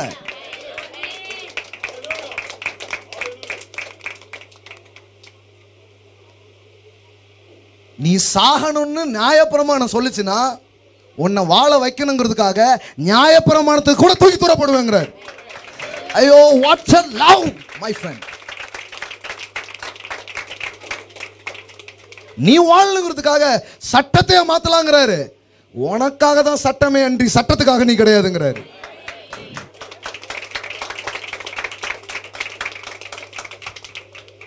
புரியல. இது நிறைய பேருக்கு இந்த வெளிப்பாடு வரல பாருங்க. அதனால தான் குத்திக்கிட்டு இருக்காங்க மக்களை. The law condemns. எழுத்து கொல்லும். அதனால தான் எழுத்தை தூக்கி தூர போடுறாரு. ஹலோ, கிறுக்கினார்னு போட்டிருக்குது. கொலோசைய ஐயோ இதே முடியல. கொலோசையர்ல இருக்கா? என்ன இருக்குது பாருங்க. இவர் எப்படி இப்படி சொல்லலாம்? நியாயப்பிரமாணத்தை தூக்கி தூர போட்டாரு இப்படிலாம் சொல்லலாமா? It's a holy. உனக்கு உதவாதது என்னடா ஹோலிங்கிறார் அவரு. ஸோ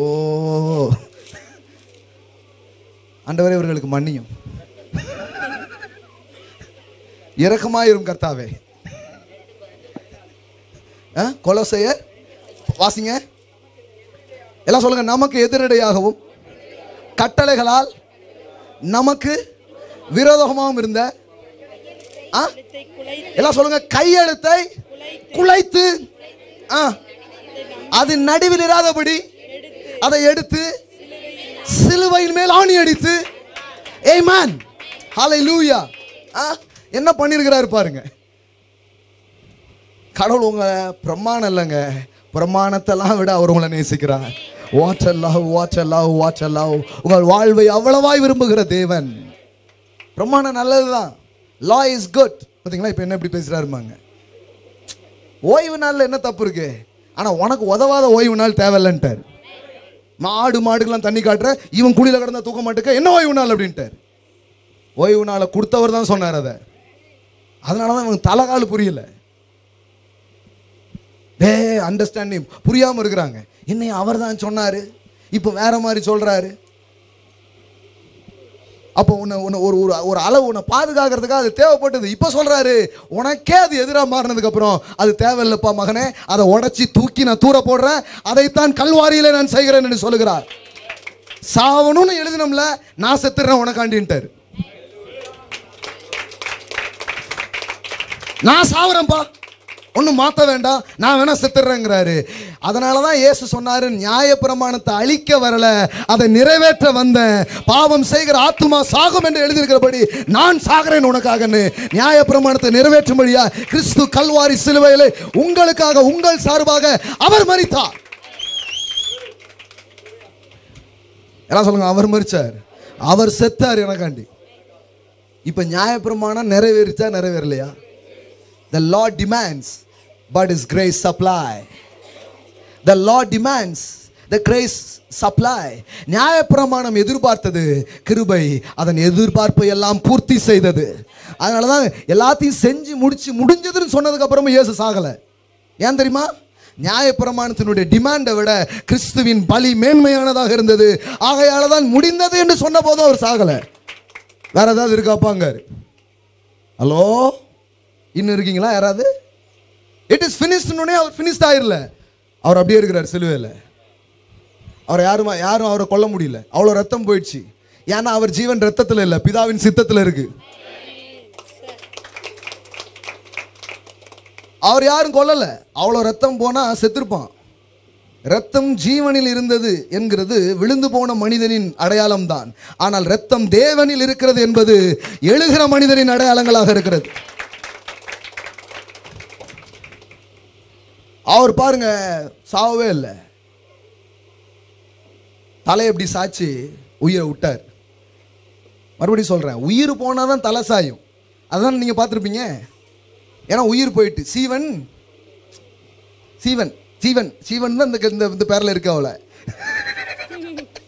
என்னது சீவன், நம்ம நம்ம நம்ம நம்ம நம்ம எல்லாத்தையும் மாற்றிக்கிட்டோம். ஜீவன் என்னங்க, ஜீவன் போயிட்டுன்னு சொல்ல மாட்டோம், சீவம் போயிட்டு. இப்போ சீவம் போயிட்டு இல்லை, சீவம் போன உடனே தலை தொங்கலை, தலையை தொங்க வச்சு அவரா விட்டார். It is a royal death. It is a royal death. It is a royal death. Hallelujah. எல்லாம் சொல்லுங்க, அவர் மரணம் கூட ராஜரீகமானதாக இருக்கிறது. Hallelujah.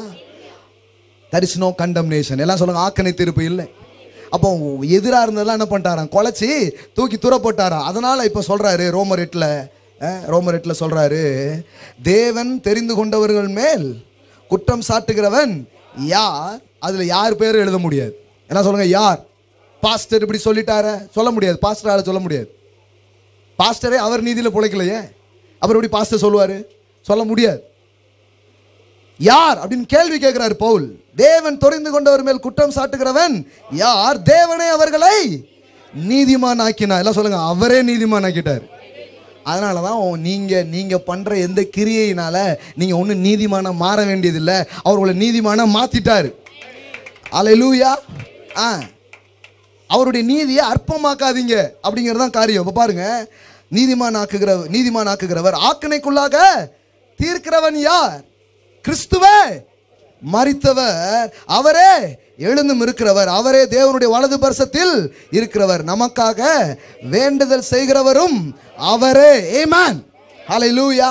அதாவது நியாயப்பிரமாணத்தின் எதிர்பார்ப்பாய் இருந்த மரணத்தை உனக்காக நான் நிறைவேற்றி விட்டேன், இப்பொழுது கிருபையின் எதிர்பார்ப்பாய் இருக்கிற வாழ்வை நீ வாழு என்று சொல்லுகிறார். ஹல்லேலூயா. ஆமென். வாழ்வது மட்டுமல்ல, ஆழ்வதும் அவர் நமக்கு தரும் காரியங்களாக இருக்கிறது. ஹல்லேலூயா. எல்லாம் சொல்லுங்க, நான் வாழ்வேன், நான் ஆள்வேன். ஐயோ இன்னைக்கு முடியல, இன்னைக்கு இந்த ஈஸ்டர் இந்த குட் ஃப்ரைடே சண்டே ஃப்ரைடே மாதிரி பேசிகிட்டே இருக்கணும் போல் இருக்குது. போன வாரம் தான் பிளான் பண்ணோம், இந்த வாரம் 1 மணிக்கு முடிக்கலாம் அப்படின்ட்டு. நம்ம ஒன்று நினைக்க எத்தனை பேர் நல்லதுன்னு நினைக்கிறீங்க? ஹல்லேலூயா. ஹல்லேலூயா. Praise God. கொஞ்சம் சீக்கிரமாக வாங்க, ஒரு 9:30 கூட வாங்க, இன்னும் கொஞ்சம் நிறைய பேசலாம், நிறைய கேட்க வேண்டியது இருக்கிறது. எல்லாம் சொல்லுங்க, அவர் என்னை ஆக்கினைக்குள்ளாக தீர்க்கிறதில்லை. அப்போ எதுக்கு ஒரு வார்த்தைக்கு தான் இவ்வளோ சொன்னேன்? யூதாசா சும்மா என்ன சொல்ல, சிநேகிதன் என்ன டிஸ்குவாலிஃபைடு வேர்டு கிடையாது. பரவாயில்ல, ஓ அன்பிலை குறை இருக்கிறது, ஆனால் என் அன்பில குறை இல்லைன்னு ஏற்றுக்கிட்டாரு. இயேசுவை யாரும் கைது பண்ணிட்டு போல, இயேசுவை யாரும் பாடுகளுக்கு உட்படுத்தல, அவரே தன்னை தானே ஒப்பு கொடுத்தார் என்பதை அறிந்து கொள்ளுங்கள். ஆமென். அது போல அதுக்கப்புறம் தான் பவுல் எழுதுறார். இப்போ நான் வாசித்த இந்த பகுதியில் இருக்குது, உமது நாமத்து நிமித்தம் நாங்கள் கொல்லப்படுறோம், அடிக்கப்படுறோம், சில காரியம் ஆனாலும் வழி இல்லைன்னு பண்ணுறதில்ல, உமக்காக சில காரியங்களை நான் சந்திக்க நீர் பாத்திரர் என்று சொல்லுகிறார்கள். அல்லேலூயா. இந்த 40 நாள் இந்த தியானம் இருக்கிறதுனால ஒவ்வொரு வாரமும் இதை தொடர்ந்து நான் பேச போகிறேன். ஒவ்வொரு வாரமும் இதை கேளுங்க. நான் சொல்கிறேன், உண்மையிலே கிறிஸ்தவ வாழ்க்கை எப்படிப்பட்டதுன்னு உங்களுக்கு தெரிய ஆரம்பிக்கும். ஆமென். இப்பொழுது எழுந்து நிற்போம். அல்லேலூயா. What a love. இன்னைக்கு உங்களை பார்த்து சிநேகிதனேன்னு சொல்றாரு. ஆண்டவரே, என்னையா நீ ஆசீர்வதிக்கப்பட்டவன் சொல்றாரு, நீ சுகமா இருக்க தகுதியானவன் சொல்றாரு.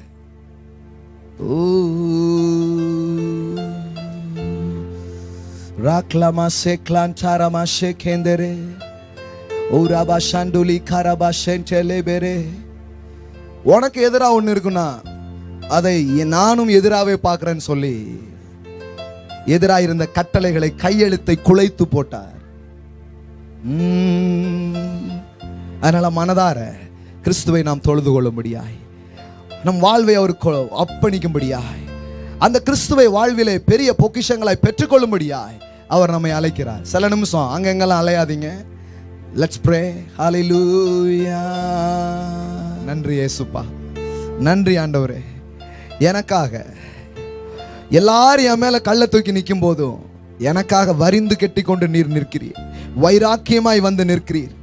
இவள் கொல்லப்பட வேண்டும், இவெல்லாம் ஏன் இருக்கிறா, இவன் ஏன் இருக்கிறான் என்று அநேகர் சொல்லிக் கொண்டிருக்கும் பொழுது, வேணும்னா உன் ஆசைக்காக நான் மரிக்கிறேன், என் பிள்ளை வாழட்டும் என்று சொல்லுகிறவ, நான் மரிக்கிறேன், நான் ஏற்றுக்கொள்கிறேன், அந்த கல்லை வேணா என் மேல எரிஞ்சுக்கோ, என் பிள்ளையை நான் மூடி கொள்ளுகிறேன் என்கிறார். பறந்து காட்கும் பச்சையை போல உங்களை அணைத்துக் கொள்ளுகிறார், உங்களை மூடி கொள்ளுகிறார். சத்துரு உங்களை அழிக்க நினைக்கும் பொழுது, சத்துரு உங்கள் வாழ்வை திருட நினைக்கும் பொழுது, சத்துரு உங்களுக்கு அவமானத்தை சூட்ட நினைக்கும் பொழுது, சத்துரு உங்கள் வாழ்க்கையில உங்க நிம்மதியை திருட நினைக்கும் பொழுது, உங்களுக்கு எதிராக அவன் போராடும் பொழுது, அவர் வந்து மூடி கொள்ளுகிறார். எஸ், நான் விட்டு கொடுக்க மாட்டேன், நான் விடவே மாட்டேன், அவள் என்னுடையவன், அவன் என்னுடையவன் என்று சொல்லுகிற தேவன். Thank you Lord. உடைய அன்பின் பிரசன்னம் ஒவ்வொரு இருதயங்களை நிரப்பட்டும், உடைய அன்பின் பிரசன்னம் ஒவ்வொரு உள்ளங்களுக்குள் நதியாய் பாயட்டும் என்று நான் சொல்லுகிறேன். இந்த கிறிஸ்துவின் பாடுகளை குறித்த இந்த தியானங்கள் அவருடைய வாழ்விலே சுகங்களையும் விடுதலைகளையும் வெற்றியையும் செழுமைகளையும் மதிப்புகளையும் கொண்டு வரட்டும் என்று நான் சொல்லுகிறேன். ஆண்டவர், உம்முடைய பாடுகள் அர்த்தமற்றதல்ல, அது எவ்வளவு அர்த்தமானது என்பது ஒவ்வொரு சரீரத்திலும், ஒவ்வொரு வாழ்விலும், ஒவ்வொரு சூழ்நிலைகளிலும் விளங்கட்டும் என்று நான் சொல்லுகிறேன். Thank you so much, Father. Thank you so much for your love. நன்றி அப்பா. உள்ளங்களை கிறிஸ்துவுக்கு திறக்கலை என்றால் இந்த அன்புக்கு திறந்து கொடுங்கள். இதோ நான் உயர்த்தப்பட்டிருக்கும் பொழுது அநேகரை என்னென்ன ஈர்த்து கொள்ளுவேன் என்று சொன்னவர், இன்றைக்கு அவரை உயர்த்தி இருக்கிறோம். இந்த இடத்திலே அவருடைய பிரசன்னம் உங்களை ஈர்த்து கொள்ளுகிறது, அவருடைய பிரசன்னம் உங்களை கவருகிறது, அவருடைய ஆவியானவர் உங்களோடு பேசிக் கொண்டிருக்கிறார். உள்ளங்களை திறந்து, இயேசுவே நீர் தான், இப்படிப்பட்ட ஒருவர் எனக்கு ஆண்டவராய் இருக்கட்டும், இப்படிப்பட்ட நீர் என் வாழ்வில் இரட்சகராய் இருப்பீராக, இப்படிப்பட்ட நீர் என் வாழ்வில் ஒளியாய் இருப்பீராக, இப்படிப்பட்ட நீர் என்னை ஆண்டு கொள்வீராக, நடத்துவீராக என்று சொல்லுங்கள். இன்று முதல் ஒரு புது ஜீவன் உங்களுக்குள் வரும், இன்று முதல் ஒரு புது வாழ்வு உங்களுக்கு வரும், ஒரு புதிய எதிர்காலம் உங்களுக்கு உண்டாகும். நன்றி அப்பா, நன்றி பரிசுத்த ஆவியானவரே, ஒவ்வொருடைய வாழ்வை தொடுவதற்காக நன்றி. எங்கள் ஆண்டவரும் இரட்சகருமாகிய இயேசு கிறிஸ்துவின் நாமத்தினால் பிதாவே, ஆமென், ஆமென், ஆமென், ஆமென், ஆமென், ஆமென், ஆமென். வாவ், வாவ், ஹalleluya, ஆமென். பேரை கேட்டாலே சும்மா அதிருது இல்ல? ஆமென், ஹalleluya. I am Jesus, hallelujah. Yes, yes, yes, yes. அவரை கனம் பண்ண விரும்புகிறோம். ஹalleluya. காணிக்கன்னா ஏதோ கடவுளுக்கு ஏதோ தேவை போல போடுறது, தயவு செய்து அது இல்லை. It's honouring to the king. இந்த அன்பு புரிந்ததினால் தாங்கிட்ட இருந்ததை எண்ணி கொடுக்கல, தாங்கிட்ட இருந்ததை அளந்து பூசல, விலையேற பெற்றதை அவருக்கு முன்பாக வந்து உடைத்து ஊற்றினார். ஏன்னா அவர் பாத்திர, he is worthy. எல்லா கணத்திற்கும் அவர் பாத்திர. என்ன வேணாலும் கொடுக்கலாம், இந்த வாழ்வை கொடுக்கலாம், இது மாதிரி 100 வாழ்க்கை இருந்தா கூட அவருக்காக கொடுக்கலாம். அவர் பாத்திர. என் பணங்களை எவ்வளவும் கொடுக்கலாம், அவர் பாத்திர. என் நிலங்களுக்கு அவர் பாத்திர. என்கிட்ட இருக்கிற எதற்கும் அவர் பாத்திர. ஏன்னா பவுல் சொல்றான், எல்லாத்தையும் வேணா கொடுத்துடுறேன் அவரை எடுத்துக்கிறதுக்காக அப்படிங்கிறான். அவர்தான் என்னுடைய லட்சியம், அவர்தான் என் பந்தய பொருள். He is my aim, Christ is my target. அவரை நான் அடைவேன், அவரை நான் பெற, லாபமானது கூட நஷ்டமா நினைக்கிறதுக்கு நான் தயார் அப்படிங்கிறான். அவங்கெல்லாம் முட்டாள்கள் கிடையாது, அவர்கள் மகா ஞானிகள், மகா புத்திசாலிகள். அதனாலதான் ஞானிகள் வந்தாங்க, என்ன பண்ணாங்க தெரியுமா? பொக்கிஷத்தை அப்படியே திறந்து கொட்டிட்டாங்க. ஏன்னா அவங்க ஞானி, அவங்களுக்கு தெரியும் இதெல்லாம் இவரால் உண்டாக்கப்பட்டது, இதெல்லாம் இவருக்காகத்தான் உருவாக்கப்பட்டது. ஹல்லேலூயா. எஸ், ஆஃபரிங் பத்தி ஒன்றும் பெருசாலாம் அவங்களுக்கு சொல்லி தரணும், இது ஒன்று புரிஞ்சா போதும். 10 கொடுக்கலாமா, 15 கொடுக்கலாமா, பெரிய விவாத மேடெல்லாம் நடத்திட்டு இருக்காங்க. எவனுக்கு அதிகம் மன்னிக்கப்பட்டதோ அவன் அதிகம் அன்பு கூறுகிறான், அவ்வளவுதான். How much you experience Christ, எவ்வளவு கிறிஸ்துவை நீங்கள் அனுபவிக்கிறீர்கள், எவ்வளவு கிறிஸ்து உங்களுக்கு கொடுத்தார், அதனுடைய எக்ஸ்பிரஷன்ஸ் தான் உங்களுடைய கிவிங், அதனுடைய எக்ஸ்பிரஷன்ஸ் தான் உங்களுடைய ஹானரிங்காக இருக்கிறது. ஆமென். அதனால தான் it's not just giving, it's honouring to God. நீங்கள் அவரை எப்படி வேணாலும் மரியாதை செய்யலாம். ஹல்லேலூயா, ஹல்லேலூயா. எஸ், எப்படி வேணாலும் ஹானர் பண்ணலாம். ஏன்னா அவர் பாத்திரர். கொட்டி கொடுக்கிற அளவிற்கு அவர் பாத்திரர், அள்ளி கொடுக்கிற அளவுக்கு அவர் பாத்திரர். ஆமென், ஹல்லேலூயா. கைகள் எடுத்துக்கொண்டு அறிக்கை செய்து கொடுக்க போகிறோம். எல்லாம் சொல்லுங்க, என் செல்வத்துக்கு நீர் பாத்திரர், நீரே ஒப்பற்ற செல்வம், விலையேற பெற்ற உம்மை நான் பெற்றிருக்கிறேன். ஆகையால் உமது கரத்திலிருந்து வாங்கின பெற்றுக்கொண்ட இதை கொண்டு உம்மை கனம் பண்ணுகிறேன். நீர் பாத்திரர் என்று சொல்லுகிறேன், நீர் பாத்திரர் என்று சொல்லுகிறேன். ஆகையால் என்னிடம் இருக்கும் விலையேற பெற்றதை நான் உடைக்கிறேன், நான் கொடுக்கிறேன். நீர் பாத்திரர். ஆமென், ஹல்லேலூயா, பிரைஸ் காட்.